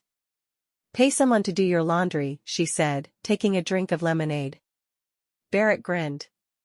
"We had a laundry service coming to pick up our laundry every Sunday evening and delivering it back on Tuesday afternoons. Cage canceled it, because you were here." Brooklyn rolled her eyes. "Well, that was stupid, wasn't it?" The door opened and Archer walked in with a woman beside him that he introduced as Kaylee, their new PR specialist. They quickly disappeared down the hall, to Archer's wing of the house. It was obvious to Barrett that Archer had found another conquest. Maybe baby Dalton would have a cousin soon. A few minutes later, the 2 of them came back, Archer without a shirt, chasing after Kaylee, who said a few choice words and slapped him before leaving. They could all hear her car's engine revving as she left. Barrett glared at Archer, not understanding what his brother had done. He asked, and his tone must have been sharper than he'd intended, because baby Dalton started fussing right away, obviously not liking the loud voices. Barrett barely noticed. Archer had ruined their chances of digging their reputations out of the dirt, because he couldn't think with his head instead of the crotch. It was so like Archer. He was the one with a baby, but both of his brothers seemed to have sex indiscriminately. Barrett had always been more reserved. Women always complicated things. Brooklyn started complaining about the baby fussing just as Ashley hurried in from his wing and swept him away, cradling him against her and calming him almost immediately. It made Barrett feel like he was a flop at being a father if his son preferred the nanny. Cage rushed in, obviously confused, and Barrett told him to talk to Archer, who quickly announced what an idiot he was. The doorbell interrupted everyone, and Archer was the first there, flinging it open. A woman Ashley had never seen was standing there criticizing Archer for being shirtless. Ashley grinned. She had a feeling she was going to like her, whoever she was. Barrett whispered in her ear. "New PR girl. Name is Kaylee." Ashley felt a shiver go up her spine as his breath landed directly against her ear. Aunt Lachelle was right. She didn't need to be working for sex on a stick. She should tell him she was planning to leave when her month was up. Looking down at the baby in her arms, she was very afraid she couldn't do it, though. Barrett couldn't give up on the idea of marrying Ashley. He knew it was the best thing for baby Dalton, and just as importantly, it was the best thing for him. He needed to be able to function, and he could easily see that the only way he'd be able to do that was if he married Ashley and exorcised her from his brain the only way he knew how, exorcising her in bed. He started planning to make it happen. She needed a little more persuading, and he could do it. On Wednesday, he talked to Brooklyn. "I need a favor from you." "I'll pay," he said, knowing the words would be the ones she needed to hear. She sat down across from him in the living room. "I'm listening." "I want to take Ashley off overnight. I'm going to need a sitter. We'd leave around 2 on Friday afternoon and be back by 10 on Saturday morning." "I told you, Barrett. I don't do babies." She flicked her perfect hair back over her shoulder. "I can't see that turning out well for anyone." Barrett frowned. "What if I got Cage to agree to help? $1,000? He could see he had her attention. 1,500? She nodded. 1,500, and Cage has to help me. I'll talk to him. He smiled at Brooklyn. Be nice to him. He cares about you. Brooklyn shrugged, not saying anything. Barrett groaned and got up, going in search of Cage. He bellowed his brother's name when he was halfway down his wing of the house. Cage came out of his office, frowning at Barrett. What? I need you. He briefly explained his plan to take Ashley away for the night, but explained his need for a sitter. Brooklyn agreed, but only if you're willing to help her. Cage smiled ruefully. A night with Brooklyn? You know I'm in. I'm still stupid about that woman. Barrett sighed. I know. Friday night. Where are you taking her anyway? And does she know? Barrett shook his head. Vegas and nope. I'm going to convince her to have dinner out with me, and then take her to the private airstrip. Cage frowned. You're not going to try to trick her into marriage, are you? Trick her? Nope. I wouldn't ever trick her into anything. Except maybe leaving the house with me overnight. You've got it bad, brother. Look who's talking. He slapped his hand onto Cage's shoulder. Thanks. Let me know if you need my help with Brooklyn. Cage shook his head. I need something. Ashley felt like the whole house was in on some kind of secret that she knew nothing about. She went about her business, taking care of the baby, keeping their wing of the house clean, and cooking meals for Barrett when she had a chance. She hadn't yet talked to him about leaving once her month was up, but she felt more strongly than ever that it was what she needed to do. Before he left for work on Friday morning, he asked if she would go to dinner with him. I've arranged a sitter, and I think we need some time away from the house to talk. She nodded reluctantly. Yes, we do. She'd tell him while they were out what she planned to do. When she came back into the house after a soak in the hot tub after lunch, she had the feeling someone had been in her room. She couldn't put her finger on it, but there was something. Barrett had said they would have to travel a bit for dinner, so he would be home by 2 to take her out. She put on one of her new dresses, knowing they showed off her figure in a way he'd never seen. Why that mattered to her, she didn't know. She was only going out with him so she could tell him she was leaving at the end of her month, right? At 2, she heard a knock at her door, and sucked in a breath. She wore her hair down, something she'd rarely done for him. Every once in a while, he'd see her after her ponytail was taken out at the end of the day, but never when her hair was actually fixed. She opened the door, and held her breath, her eyes drinking in the sight of him there, in a dark suit. Glad she'd chosen one of her new dresses, she smiled. You look great. Without thinking, he cupped her cheek with one hand, leaning down to brush his lips across hers. You're breathtaking. He offered his arm to her. She took her purse from her dresser, walking with him, pausing only when she saw Brooklyn holding baby Dalton. We can't leave him with her. Don't worry, Cage is going to help her. He'll be fine. But what if she doesn't wake up? She hates babies. Ashley stopped walking, staring into the baby's room, afraid for him. Cage will help her. He promised. He also has the number of an emergency nanny service if things get out of hand. They'll be fine. Ashley closed her eyes and nodded. If the father wasn't worried, why should the nanny be all freaked out? He took her out to a limo that was parked out front. She looked over at his truck. I thought we'd take your truck. I want tonight to be really special. I'm not having sex with you, Barrett. She felt the need to get that out there. If he knew it up front, maybe he wouldn't push. I know, sweetheart. I won't even ask it of you till after we're married. I promise. Barrett grinned as he brushed his lips across hers once more. Ashley rolled her eyes and slid into the car all the way across to the door on the other side. Barrett got in as well, and grabbed her arm, pulling her back across the back seat so he could put his arms across her shoulders.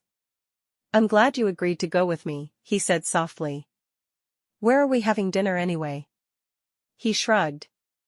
There's this little Italian place that I like. We'll go there. Sounds good. I love Italian. She rested her head against his shoulder, wanting to feel like they were on a date, even though she was about to tell him she was ending her time with him. Maybe she should wait until the end of the evening for that. I was thinking more about what we talked about the other night, he told her. She looked at him, her eyes questioning. Which thing? We talk about everything. You know. The marriage thing. She sighed. Barrett, I don't think it's a good idea. Giving the baby a mother and you having a sexual outlet aren't good enough reasons to marry. If you wanted the baby to have a mother, you should have married, well, the baby's mother. He sighed. I haven't told you about Mary Beth yet. She turned to him fully on the seat, ignoring the view. No, you haven't, but I'd sure like to hear whatever you want to tell me. About 10 months ago, I had some trouble at the office. One of the girls who works in my department accused me of sexual harassment, and all I'd done was smile at her. Archer dragged me into his office and chewed me out without hearing my side of the story. Before that day, I'd never had a one-night stand. My brothers sure can't say that, but I could. He closed his eyes for a moment, determined to tell her the whole thing. Anyway, it had been a really rough day. The girl finally admitted that I hadn't done anything, but the damage was done, and I was already frustrated. His eyes met hers. I get so sick of being judged by my father's actions. My brother's actions. I'm my own man. I'm not one of a matched set. I'm Barrett. Ashley reached up and cupped his cheek with her hand, loving how smooth his skin was. He must have just shaven. I know you're not. I've never compared you to your brothers. Well, not after that first day, anyway. I know. He shook his head. Well, I went to this little truck stop on the highway, knowing the waitresses there were all known for being of lesser morals. I figured if everyone was going to assume I was like that, then for once, I would be. He shrugged. A waitress came to my table and flirted her heart out. Her name was Mary Beth. She knew I was one of the Dalton brothers, and really, she didn't care which. She slipped me a note right after I paid, saying it was time for her to get off, and she'd love to meet me at my truck. Ashley could see where the story was going, and she really didn't want to hear it. It's okay. You don't have to tell me. No, I need to tell you. He rubbed the back of his neck.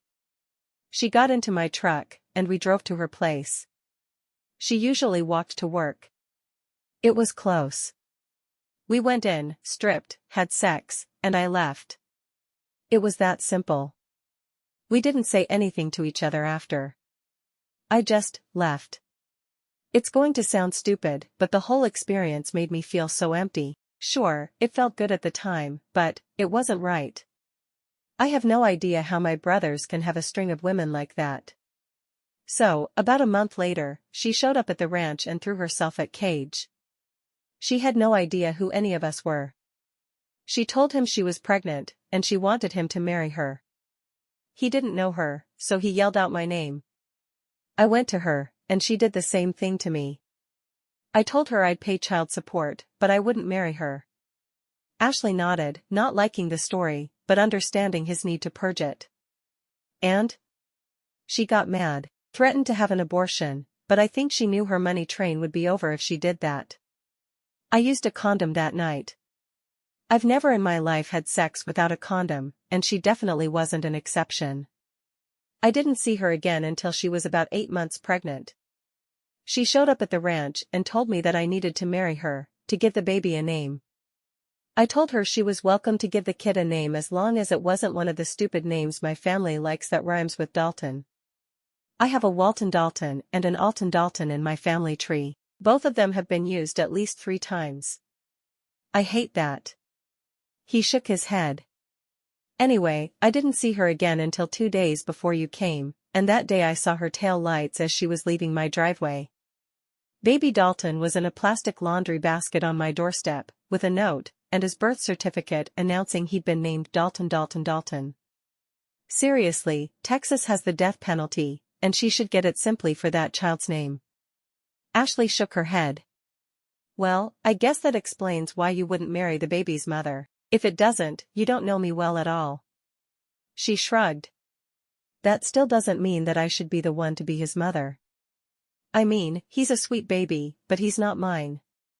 If you wanted to give him to me to raise, I would take him in a heartbeat, but I don't know that I want to tie myself to a man who only wants me for sex to get him. You really think I only want you for sex? He looked at her with shock. If I only wanted sex, I could pick any number of women. I want you. I want the way you love my son. I want the woman who makes me laugh, and makes me feel like the sexiest man alive. Sex on a stick, she mumbled.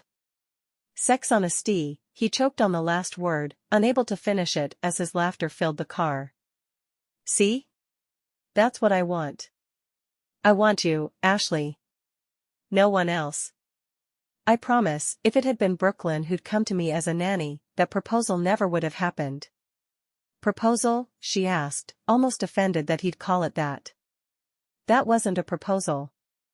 That was a business proposition. So if I get down on one knee, with a ring in my hand, he slipped his hand into the pocket of his jacket and held it out to her. This ring, maybe. Ashley stared down at the box he'd flicked open with his thumb, shaking her head. There was a decent-sized diamond with a ring of emeralds around it, and her heart leapt. How had he known how much she loved emeralds? The most important thing still isn't there, Barrett. You don't love me. He sighed. You yourself brought up the fact that I come from mail-order brides. There was no love between the couple when they married, but love grew. Don't you think that could happen with us?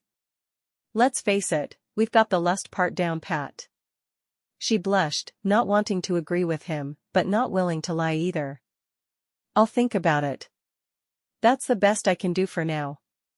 She glanced out the window and saw they were at a small airstrip, a plane on the tarmac in front of them. Where exactly are we going for dinner? He shrugged. Vegas. Good food. Great hotels. Quickie marriages. Barrett Dalton, if I was going to consider marrying you 5 minutes ago, I'm certainly not now. What is wrong with you? We cannot leave that baby with Brooklyn overnight. Poor baby Dalton will be wearing a backwards diaper and have chocolate stains all over his body where she used him as a table. He'll be fine. Cage won't let anything happen to him. He got out of the car, and when she crossed her arms refusing to budge, he grabbed her arm and pulled her out, putting his shoulder into her stomach and walking with her in a fireman's carry to the plane. She saw the driver running behind them with 2 suitcases, one of which she recognized as her own. She beat at Barrett's back with her fists. This is kidnapping. He shrugged as he set her down in a seat, buckling her in himself. Close the door, he called over his shoulder. Ever heard the phrase the end justifies the means?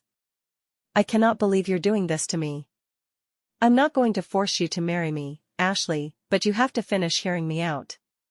He knelt in front of her on the floor of the plane. All I can think about morning to night is you. I wake up, tasting your lips against mine.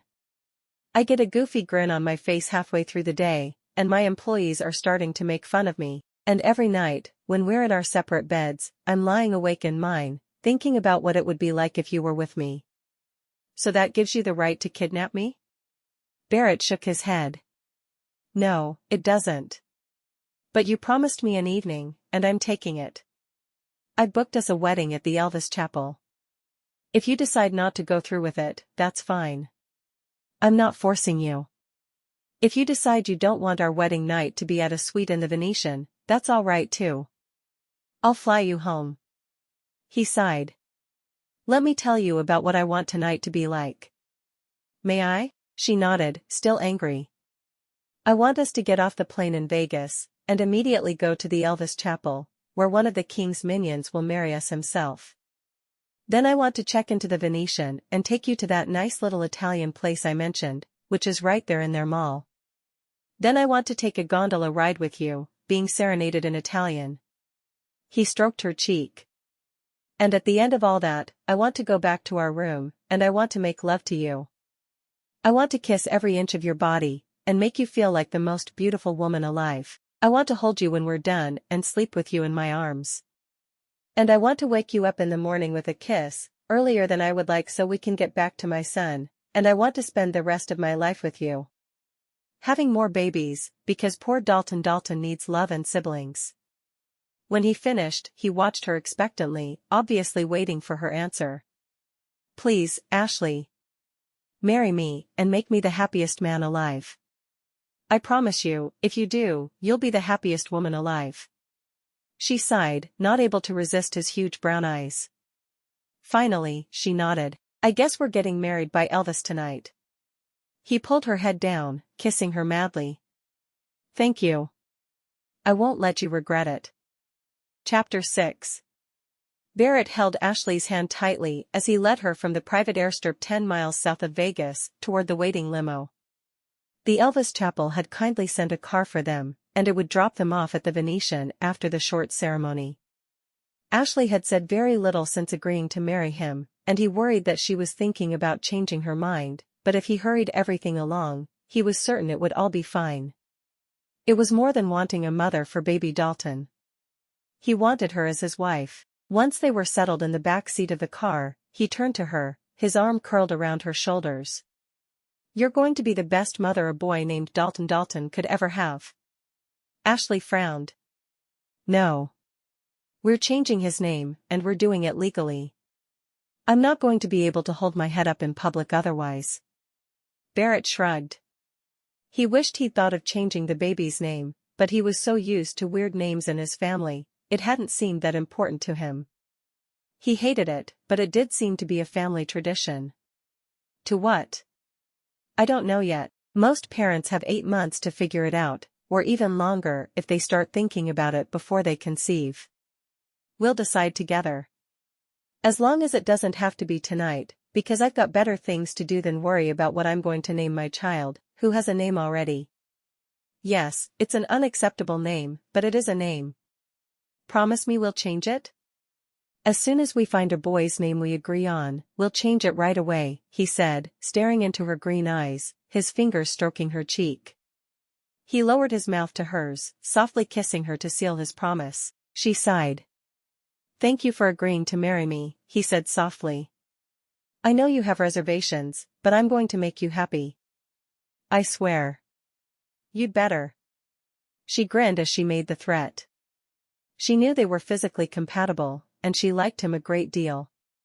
He already owned a piece of her heart and hoped she could keep the rest from him, at least until she was more certain. Regardless, she knew she loved the baby, and they'd make a good family. He laughed, touching the tip of her nose with his index finger. "You know, I don't even know what you did before you came here. You were in New York with your aunt, but what did you do? Were you working? A professional wastrel? A street performer, dancing while making balloon animals in Central Park?" She chuckled. "No, not a professional wastrel or a street performer. I graduated from college a year ago. I took my time, because I didn't always have enough money to take a full load, and I was working my way through, determined not to have any student loans. Last fall I was a first-grade teacher in Montana, which is where I grew up. I lived at home with my father and stepmother. I was filling in for a teacher who was out on maternity leave, so when she went back to school, I found myself at loose ends." "You didn't want to keep teaching?" he asked. It seemed odd that someone who'd gone to college for that long to be a teacher would give up on the dream so easily. She shrugged. "I tried, but I felt like all I was doing was teaching them to take standardized tests. In my mind, that isn't really teaching. I figured if I became a nanny, I could teach young children anyway. Being a stay-at-home mom or a nanny is 90% teaching, in my opinion. So how'd you end up in New York?" "Well, after the other teacher returned to work after Christmas, I decided to move in with my aunt. I'd never really spent any time in the city, and I wanted to see what it was like. I realized I couldn't sit around there, so I decided to substitute teach while I was deciding what I was going to do." "Did you enjoy it any more than you did teaching first grade for that semester?" She shook her head. "Not really. I enjoyed the children, but I didn't feel like I was able to make any kind of difference. I became a teacher to make a difference in kids' lives. I don't see how it can happen the way things are set up now." The limo stopped. Ashley saw a sign that read Elvis Chapel, and her heart started racing. "What if I can't go through with it?" she asked, her eyes wide. He laughed. "If you can't go through with it, then I'll take you back home, and we'll go on as we have been. And I'll fly you out here next week, and the week after, and the week after, until finally I wear you down." She smiled. "Let's do it." He got out of the car, holding his hand down to help her out. She was a bit unsteady in her heels. She hadn't worn heels much, being more of a slacks kind of girl when she needed to dress up. He slipped an arm around her waist, nodding at the driver who was holding the door of the chapel for them.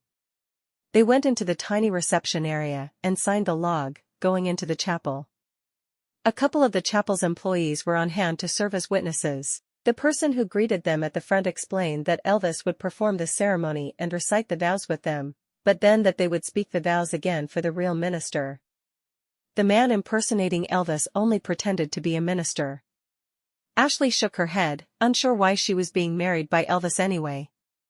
The wedding was incredibly cheesy, but fun. Ashley laughed a lot.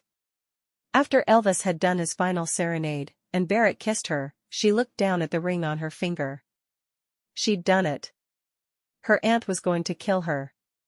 She'd married sex on a stick. She was thankful there was a real minister for the vows after the Elvis ceremony, because that part of the wedding felt real to her while the rest didn't.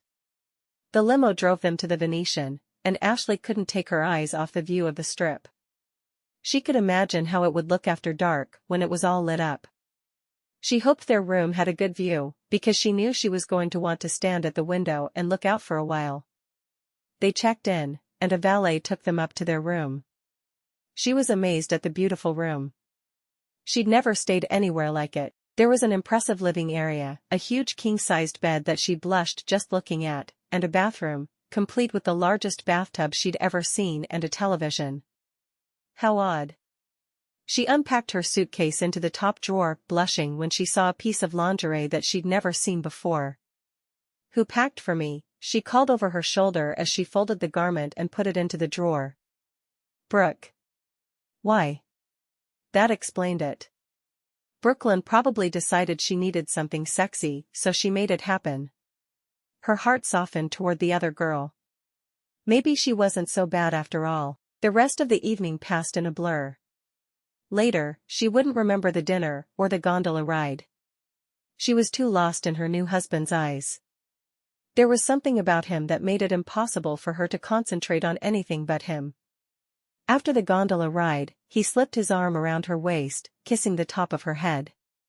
"Are you sleepy yet?" She shook her head. "No, but we can go back to the room if you want." She was nervous, but waiting would make it worse. The walk through the mall attached to the Venetian seemed to take forever, and then they had to walk through the casino on their way to the bank of elevators. She stopped and looked at one of the slot machines that had one of her favorite old TV shows on it. She'd never played a slot machine, or really even seen one close-up before. "I thought they would all have sevens and cherries on them." He laughed. "You've never played a slot machine?" He didn't want to waste time in the casino when they could be making love, but he fished out his wallet, handing her $100 bill. "Go for it." He couldn't let her go to Vegas for the first time without at least playing one slot machine. She blinked at the cash. "No, I wasn't asking for money." All at once, it occurred to her that she was married to a billionaire. How on earth had that happened? She hoped he knew she had no desire for his money. He saw the confusion on her face. "I won't miss it." "Sit down and play." He took another bill from his wallet and sat in an empty chair next to the machine she'd noticed. "Just play till you're out of money." "No biggie." She looked at the cash in her hand, arguing with herself for a moment, before she slid into the chair beside him. She carefully fed the money into the machine, trying to figure out what buttons to push. There were so many options. "What do I do?" He leaned over and pointed to the max bet button. "Just keep pushing that till you run out of money." She pushed the button, and watched as the pictures flew across the screen. There were 5 of them, and they all matched for her. A loud siren sounded and there was a light atop her machine that started blinking. He groaned. You would have to hit a jackpot the first time. He was never going to get his wife into bed. "How much did you win?" "I don't know." "How can I tell?" she asked. Her eyes were round with surprise and excitement. He leaned over and looked. $27,000. "We need to wait for an attendant." Barrett hoped she wasn't going to hold him to his word. He'd said she could play till she was out of money, but it would take a while to lose that much. After she'd been paid, she stared at the check in disbelief. "I've never had this much money all at once in my life." He laughed. At least a third of that will be gone in taxes, so you're still not really holding that much. She poked him in the side, surprised at how hard his stomach was. Don't spoil it. Well, I told you that you could lose it all tonight.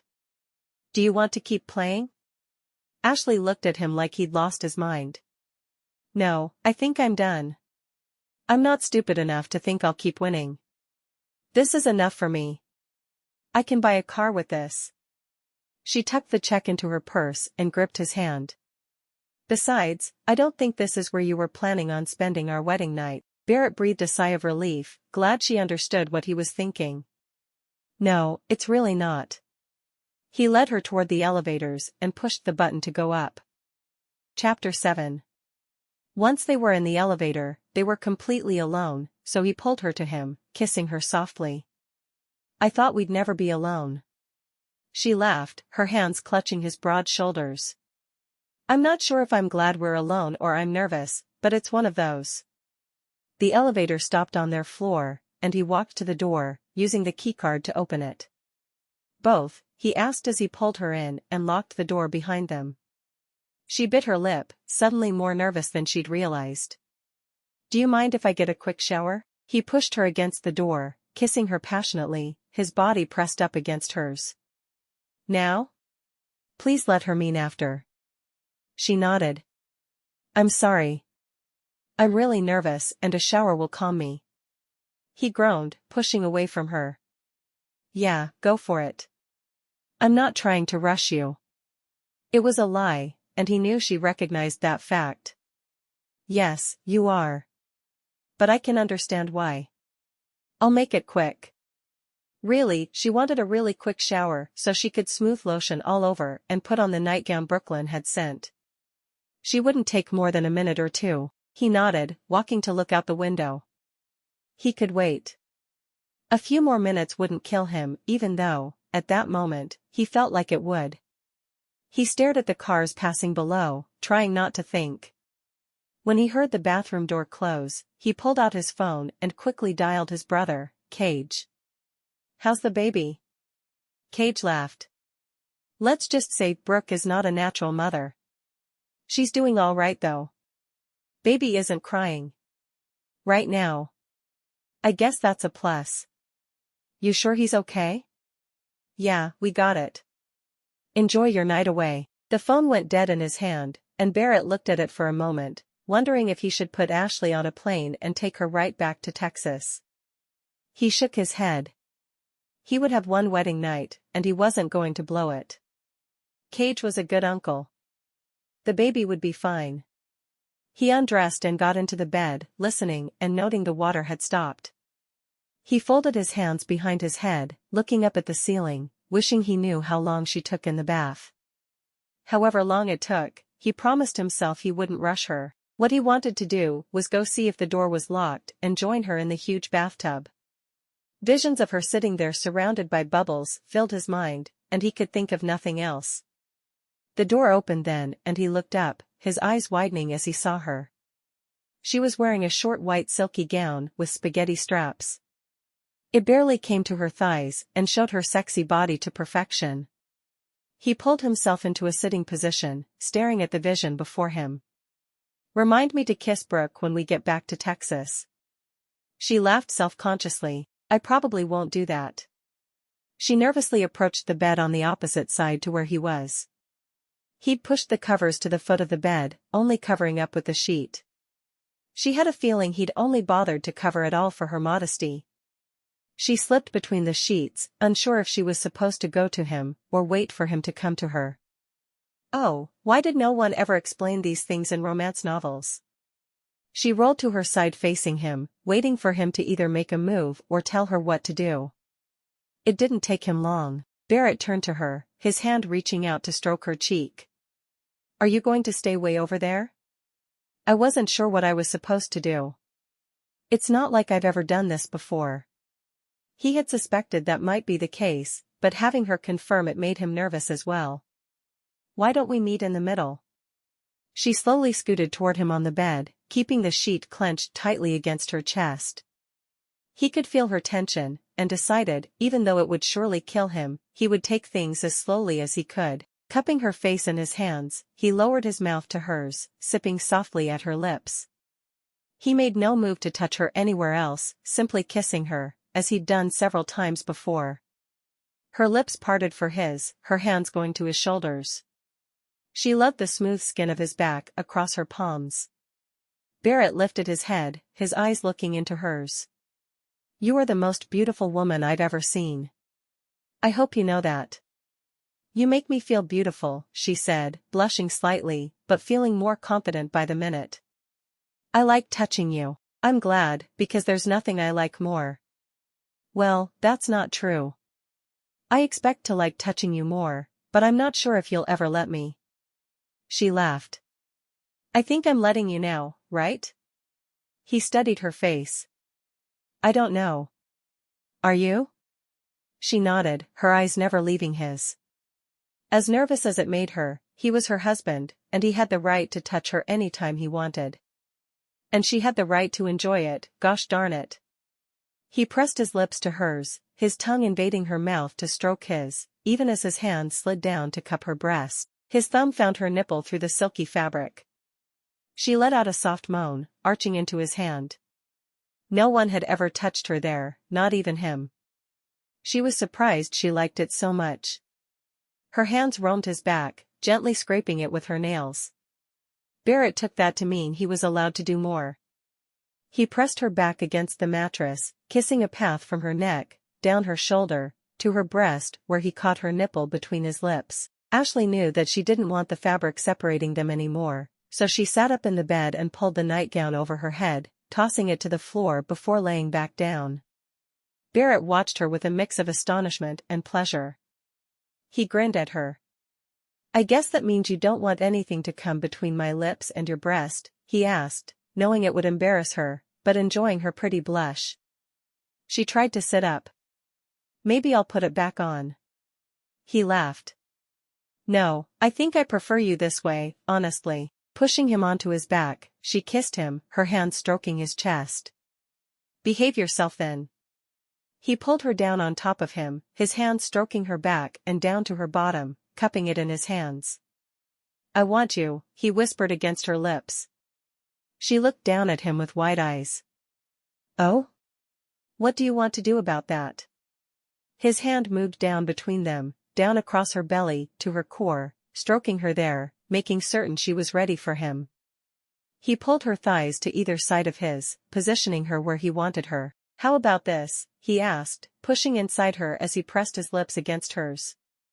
His lips swallowed her gasp of pain, and he held her still over him, hoping her body would quickly acclimate to his invasion. Ashley pulled her lips from his, resting her forehead on his shoulder as she took huge gulps of air.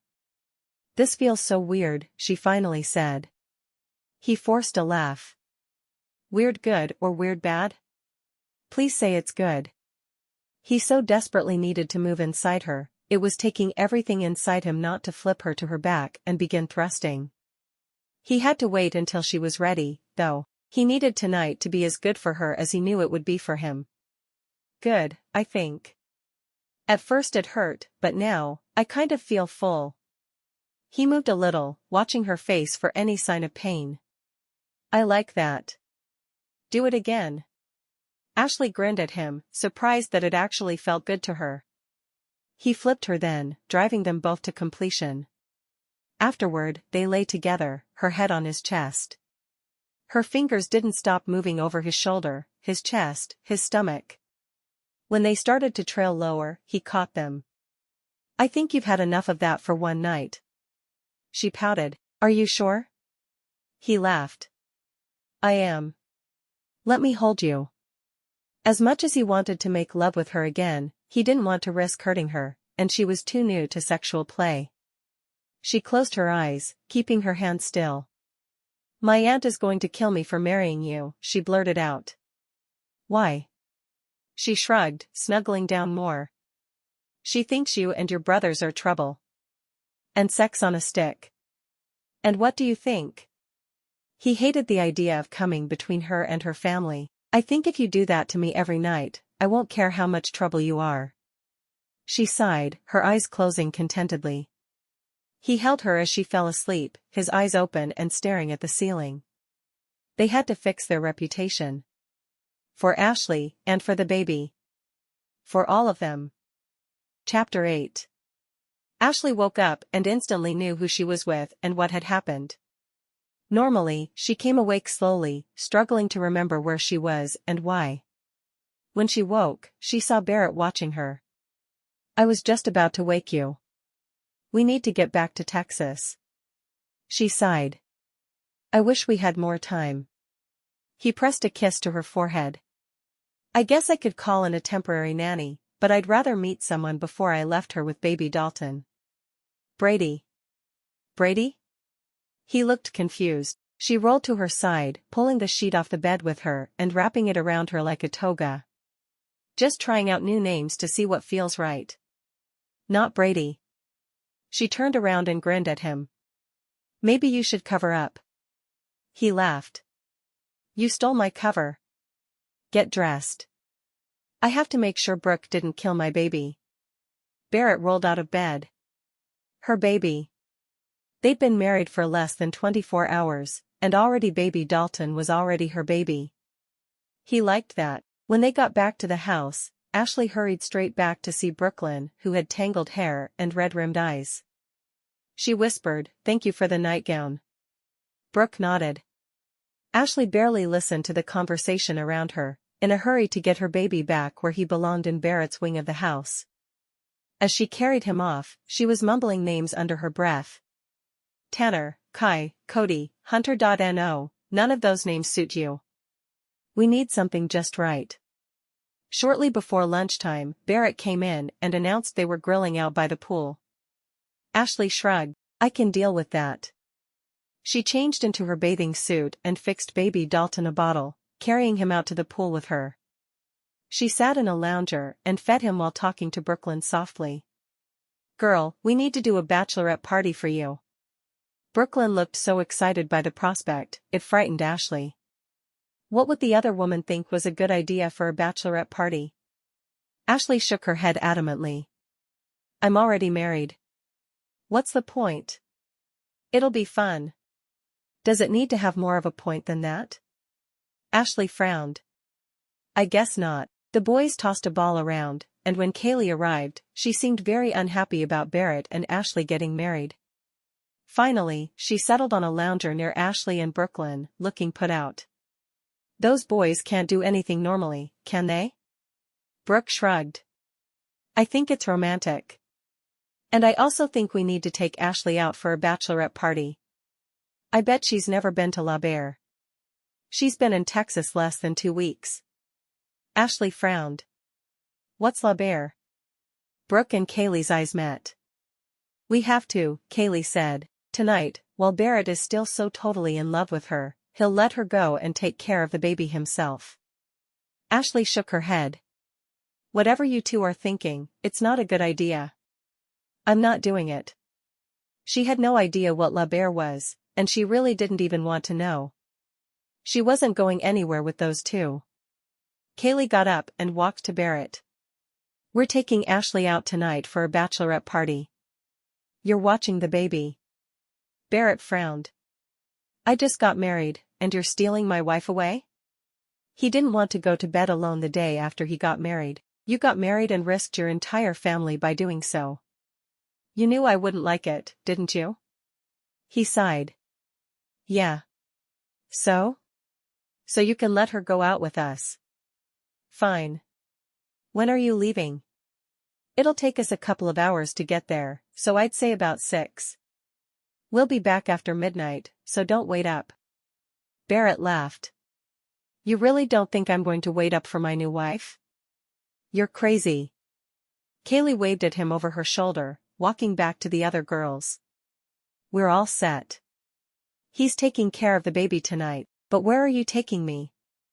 Ashley asked one last time, frustrated. "Just dress up." Ashley grumbled the whole time she got ready to leave in her tiny room. She hadn't had time yet to transfer her things into Barrett's room. She pulled on another of her new sundresses and a pair of sandals, hoping it would be appropriate for whatever Kaylee and Brooke had in mind. Moreover, she hoped that whatever Kaylee and Brooke had in mind would be appropriate.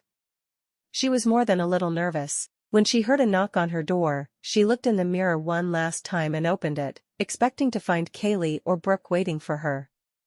Instead, it was Barrett. He stepped into her room quickly and pulled the door shut behind him, locking it. "I'm going to miss you tonight," he told her, pulling her into his arms.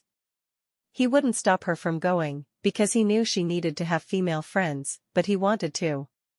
"I don't want to go. I told the girls, and they're not listening to me. I'm sure they want to do something wild, crazy, and debauched, and I don't like that kind of thing. I'm a stick in the mud." He kissed her. "I don't see you as a stick in the mud. I'm not worried about it. Have a good time with them. If it gets too out of hand, tell them you want to come home." She frowned. "I'd rather stay here with my husband." She stroked her hands up his shoulders, enjoying the feel of his muscles through his shirt. Standing on tiptoe, she kissed him softly. "We can have so much fun without them." Barrett laughed, holding her close. "And we will have fun without them. As soon as you get home. But the baby." She would come up with any excuse she could to keep from going. "It's Saturday. I'll take care of him." He kissed her passionately, pulling her tight against him, his hips grinding into hers. "I'll miss you, though. So much." She sighed, wishing he would tell her not to go, so she would have an excuse. "Fine. I'll go." She jerked away from him at the knock on the door, feeling as if they'd been caught doing something naughty. He laughed. "We're married now." "I know. I'll get used to it." She opened the door, and both girls were standing waiting for her. "Get your purse," Brooklyn told her. Ashley sighed, grabbing her purse and feeling like she was going to her doom. Just as she was about to leave, Barrett grabbed her hand and caught her to him for one last searing kiss. "Oh, get a room," Brooke complained. "It's time to go." Ashley's eyes met Barrett's one last time, before she headed for the door. She didn't say she wished she was staying home again, but she did. Oh, how she wished she was staying home. She followed the other girls out front and she got into the backseat of Kaylee's car. "I want it to be known I'm doing this under protest," Brooke sighed. "Get a grip. You can ride Barrett all night when we get home. For now, you're going to have fun." Ashley blushed as she settled back against the seat, buckling up. "Where are we going anyway?" Brooke turned around and looked at Ashley. "We told you. La Bear." "I don't know what that is." Ashley protested. It must be popular in the area for both of the girls to have automatically known what it was, though. Kaylee looked at her in the rearview mirror. "You'll have fun. Don't worry. We'll make sure of it." As they drove, Kaylee asked the other two questions about themselves. Ashley answered, feeling like she'd lived an incredibly sheltered life compared to the other two. When they finally pulled up in front of a small building in Dallas, they got out as Kaylee arranged for valet parking. Ashley sucked in a surprised breath as they walked inside. "No way. I don't belong here." The small room they were in held nothing crazy, but the posters on the wall around the desk made it clear what kind of place this was. Brooke rolled her eyes. "We're paying for her, because she's the bride." The woman nodded, taking money from Kaylee and Brooklyn. Kaylee handed Ashley an envelope. "Tip money." Ashley opened the envelope and saw a stack of $1 bills. "Barrett wouldn't be happy if he knew I was here." Brooklyn laughed. "Barrett would be shocked if he thought we took you anywhere else. This is the place to go in North Texas for bachelorette parties." They walked into the main room, and she shook her head. Already she was seeing things she knew didn't want to see. Every table had a man wearing almost nothing, gyrating to the music. She wrinkled her nose. This was not her idea of a good time. They sat at the table the hostess took them to, a round one off to the side, with a man already dancing atop it. Brooke started making catcalls and whistling immediately, encouraging the dancer to do more outlandish things. She hurried around the table to climb onto some steps, putting her hands all over the stripper. Ashley's eyes widened. "She's touching him," she hissed at Kaylee. "Is that allowed?" Kaylee grinned and nodded. "Not only allowed but expected here." Ashley sighed. She hoped no one expected her to touch one of the men. They were either covered in some kind of oil or sweat, and she really didn't care to find out which one.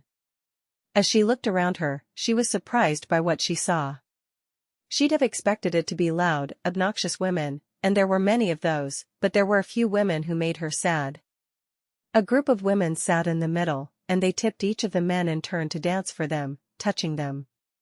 One woman seemed to go from man to man, giving them $1 or $2 each to hug her. Ashley sipped her Coke slowly as she observed everything, realizing that even though the place was promoted for its party atmosphere, and it had won to some extent, the underlying loneliness and sadness of some of the women permeated the whole club.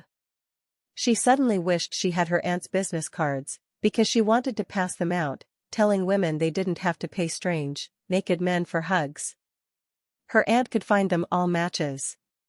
She couldn't help but wonder how long a person needed to be alone before they felt the need to go somewhere and pay someone for human touch. After an hour or so of Ashley sitting, drinking her Coke and not really participating, Brooklyn grabbed her hand and pulled her over to the pedestal where women stood to touch the strippers. She gave the man who was on their table a few ones, and nodded at Ashley. He was a different man than the one who danced there at first, his chest and arms covered in tattoos.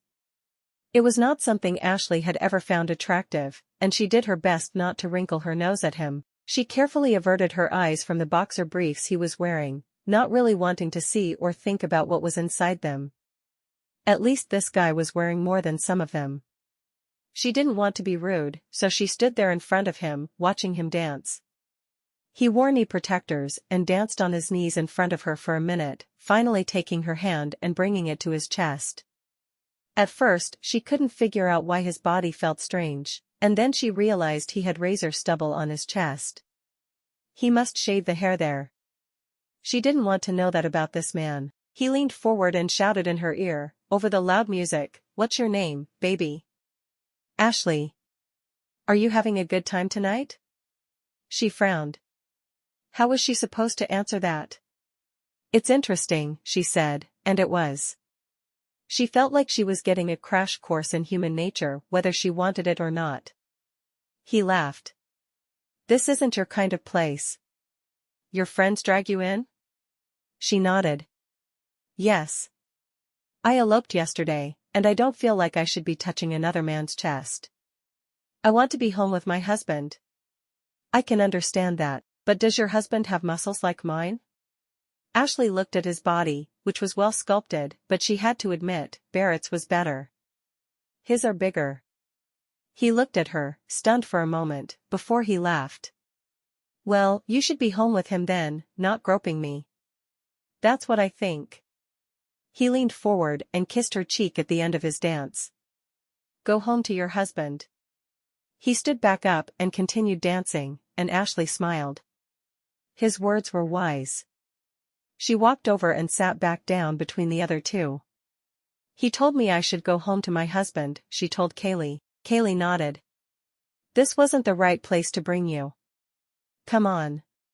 She grabbed her purse, and taking Brooklyn's arm, dragged the girl to the exit. "We're done," she explained as soon as they got to the outer room where it was quieter. "Ashley's not enjoying this." Brooklyn nodded, slipping her arm around Ashley. "I should have known better." She looked back toward the table. "I forgot my purse." Kaylee sighed. "I'll go get it. You get the car." She handed Brooklyn her ticket for the valet and hurried back into the main room.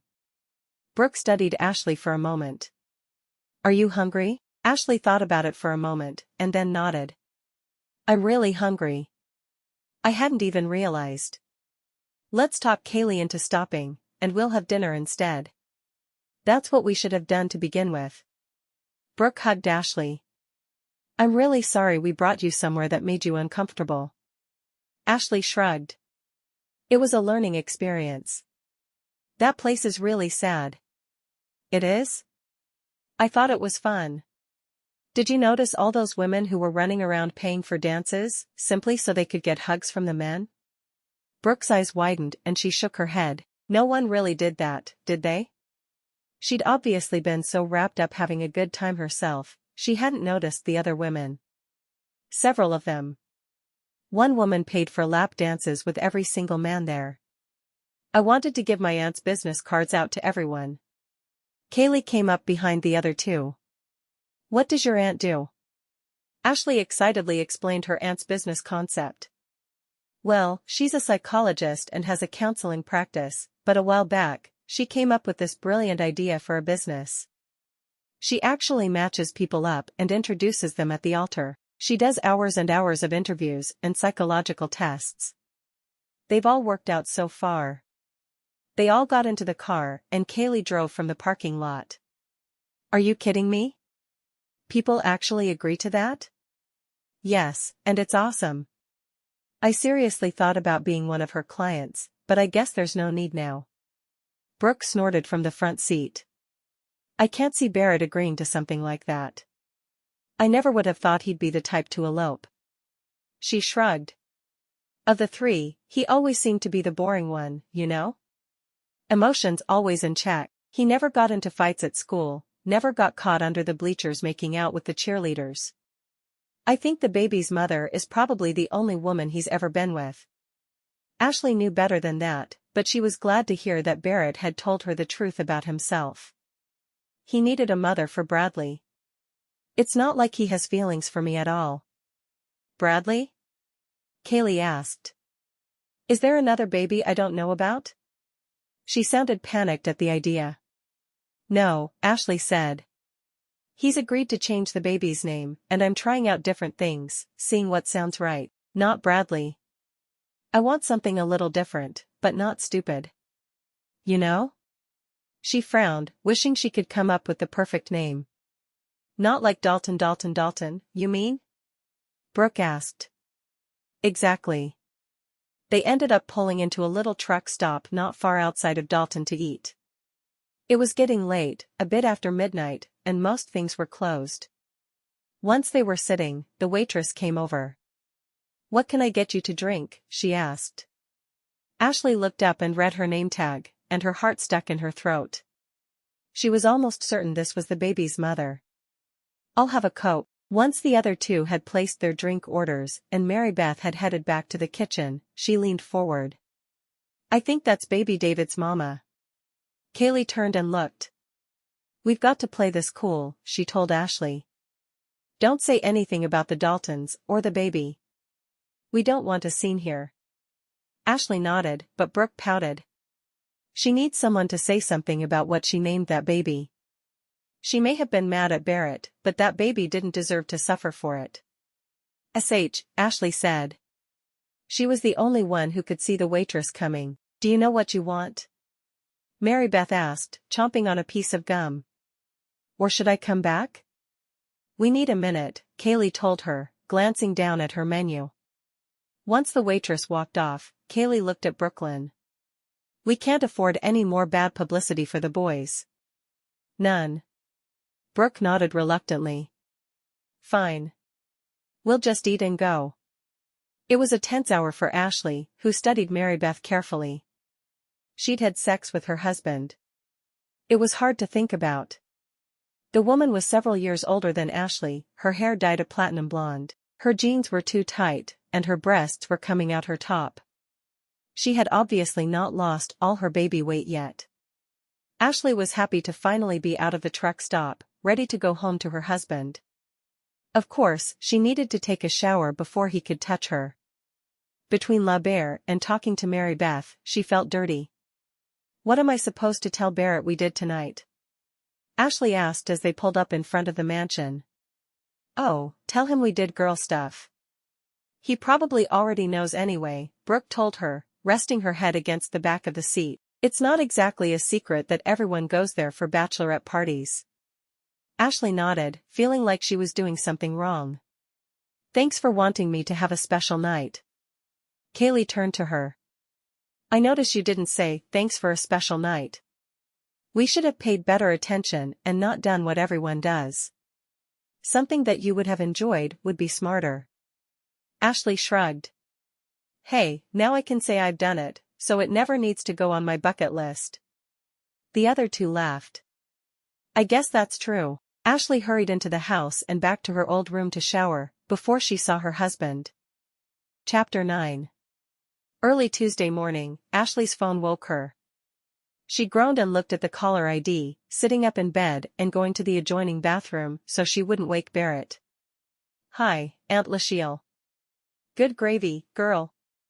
What are you up to? Why am I seeing your bottom in the air on the cover of the Dirt? And the headline? Ashley closed her eyes. What's the headline? Barrett Dalton kidnaps Nanny and marries her to get mother for baby. Ashley, are you married to one of those bad boys? Aunt Lachelle sounded worried. Ashley sighed. Well, this wasn't how I planned on telling you, but yes. I'm married to Barrett, the baby's father. Now that her aunt knew, her father was bound to find out soon. He'd probably fly to Texas and try to force her to go back to Montana. What were you thinking? I don't know why I ask that. The picture says everything. You're thrown over his shoulder, your butt in the air.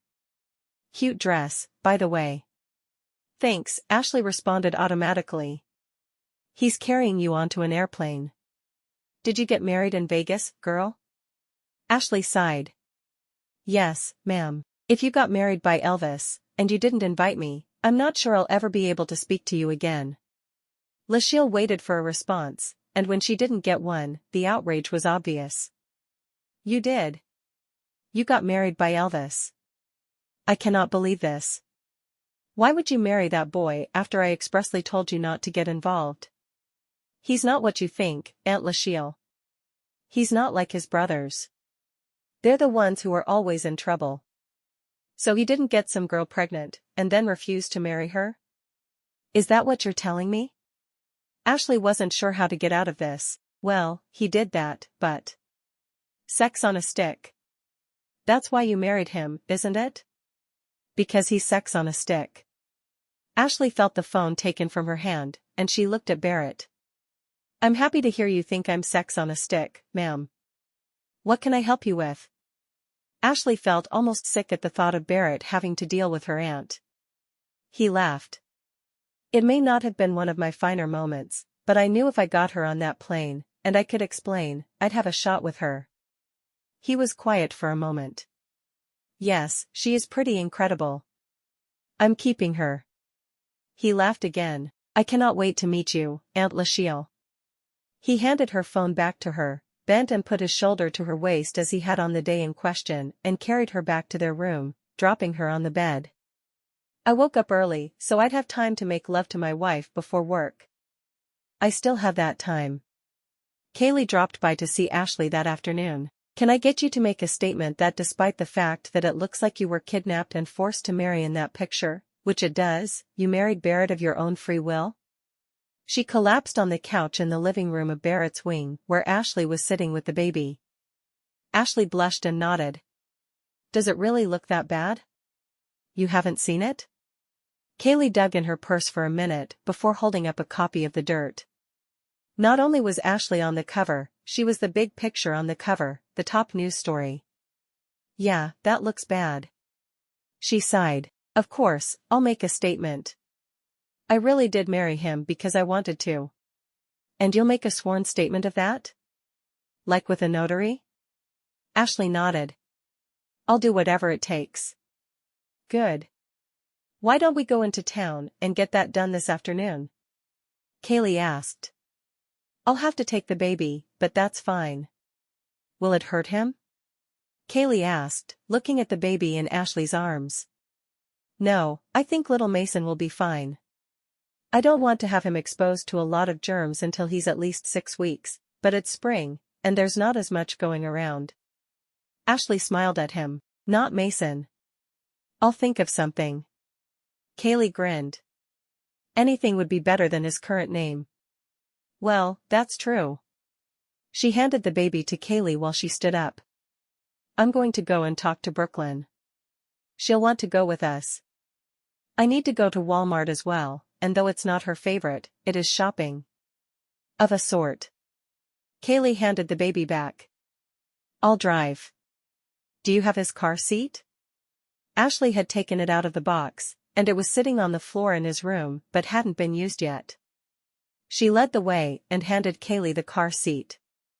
Rear-facing, Kaylee nodded, heading out to install the seat while Ashley went in search of Brooklyn, the baby still nestled in her arms. Brooke was sitting in a chair in the main living room, her legs thrown over one arm, flipping through the pages of a magazine. She looked up when she saw Ashley. How's the drooler? She'd warmed up a lot to the baby since she'd had him overnight, seeming to actually care about him a little. Ashley grinned. He's fine. I need to go to Walmart for more diapers and formula. I thought you might want to go with me. I know Walmart's not your favorite place, but it's better than staying here and breaking a sweat. Cleaning? I'm taking a break, Brooklyn said with a grin. Sure, Walmart's better than cleaning. Besides, I want to see if I can find one of those robot vacuums, so it looks like I've done something on days I haven't. I don't think they sell those at Walmart. It won't hurt to look, and looking for a new vacuum cleaner is a great reason for me to be shopping during the day and not cleaning, right? Ashley shook her head as she headed for the door. We have to see a notary as well, so I can state that I wasn't forced to marry Barrett. Brooke laughed. Nice photo on the front of the dirt, Ash. You could be a butt model. Ashley ignored her, walking out to the car where Kaylee waited. Ashley got into the back with baby Steven and put him in the car seat. She shook her head. Not Steven. Matt? Daniel? On the short drive to town, she played with the baby's hand, talking to him softly. Brooke stayed in the car with him at the notary, while Kaylee and Ashley took care of business. Once they were back in the car, Kaylee said, I'll drop you guys at Walmart and be back in 30. I need to fax this to the TV station. Ashley knew she was talking about the station that was set to interview the men in a couple of weeks to help improve their image. At the store, she took baby Randolph's carrier out of the car and snapped it into a cart. Brooke wandered along with her, happy to be shopping. Walmart is the ghetto of stores, you know, she told Ashley. Ashley nodded and headed back to the baby section, buying more diapers and a few cans of formula. Brooke had wandered off on her own, looking at baby clothes. Ashley didn't know why. Probably because she'd rather look at clothes than anything else, even if they were baby clothes at Walmart. When Ashley looked up to walk after picking up a couple of toys she thought the baby might enjoy, she found the aisle blocked by a platinum blonde. Hello, she said to Mary Beth, knowing the other woman must have heard the news of her marriage. Who do you think you are? Give me my baby. Her hands were fisted at her sides, and she was obviously angry. He's not yours. You signed away all rights to him, Ashley said easily, not wanting a confrontation with this woman, but not willing to back down from one either. I gave him to Barrett, knowing he would need me to come and care for him, and then you swoop in out of nowhere and think you're going to mother my child? Not happening. He's mine now. And Barrett's. If you'll excuse me, Ashley tried to push the cart around the other woman, but she moved to the other side of the aisle, still blocking the way. This is harassment. I will involve store management and even the police if I need to. Go ahead, baby's mine. Ashley closed her eyes for a moment, trying to think of the best thing to do. If she pulled her phone out and called the police, Mary Beth would really lose it. Obviously the other woman had lost her mind. Look, I don't want to cause any problems. I need to get the baby home. She glanced down at Nathaniel and saw he was still sleeping, and she was thankful. Loud voices tended to upset him, and his birth mother had no other volume. Mary Beth gripped the back of the cart, and Ashley wasn't certain if she meant to thrust it at her, or pull it away from her. Either way, she was not willing to have a fight in the middle of Walmart of all places. Walk away from the baby. He's mine. Ashley shook her head. She loved that baby, and she wasn't giving him up for anything. No, she hadn't given birth to him, but at that point, she'd spent more time with him than his own mother had. No, he's not. She reached down to remove the carrier from the cart when she saw 3 tall males walk up behind Mary Beth. You need to leave my wife alone, Barrett told Mary Beth. You gave up all rights to the baby, remember? I did it so you'd marry me. I knew that you couldn't handle him on your own. Her voice was louder and even more upset as she yelled. The baby started to fidget, so Ashley unbuckled him from his car seat and picked him up, cradling him against her. It's all right, sweetheart. She walked the other way down the aisle, knowing Barrett would get the cart and follow. She walked to the end of the aisle and sagged against a pole, thankful to see Brooke coming toward her. You called them? Brooke nodded. I saw her block you, so I called Cage. I didn't know what else to do. Thank you. Ashley'd had reservations about Brooklyn at first, but she could see now they'd be good friends. Brooklyn and Cage seemed to have something going on between them that was more than just boss and maid, but Ashley wasn't one to judge. I couldn't let you face that witch alone. If she'd name a baby that awful name, imagine what she could do to someone she wasn't related to. Ashley laughed. You know what? Would you go get baby Ronald's car seat, and we'll go catch our ride with Kaylee. I'll text Barrett and let him know what we're doing, so he knows to buy the baby's stuff. Sounds good. You were right. They don't have the robot vacuums here. I'll have to look online instead. Chapter 10. Barrett finished filling out the paperwork for the restraining order before heading back to the ranch. There was no way he was going to allow Mary Beth to torment Ashley and the baby again. He'd been scared of what could happen the whole way to Walmart, not knowing what the crazy woman was capable of.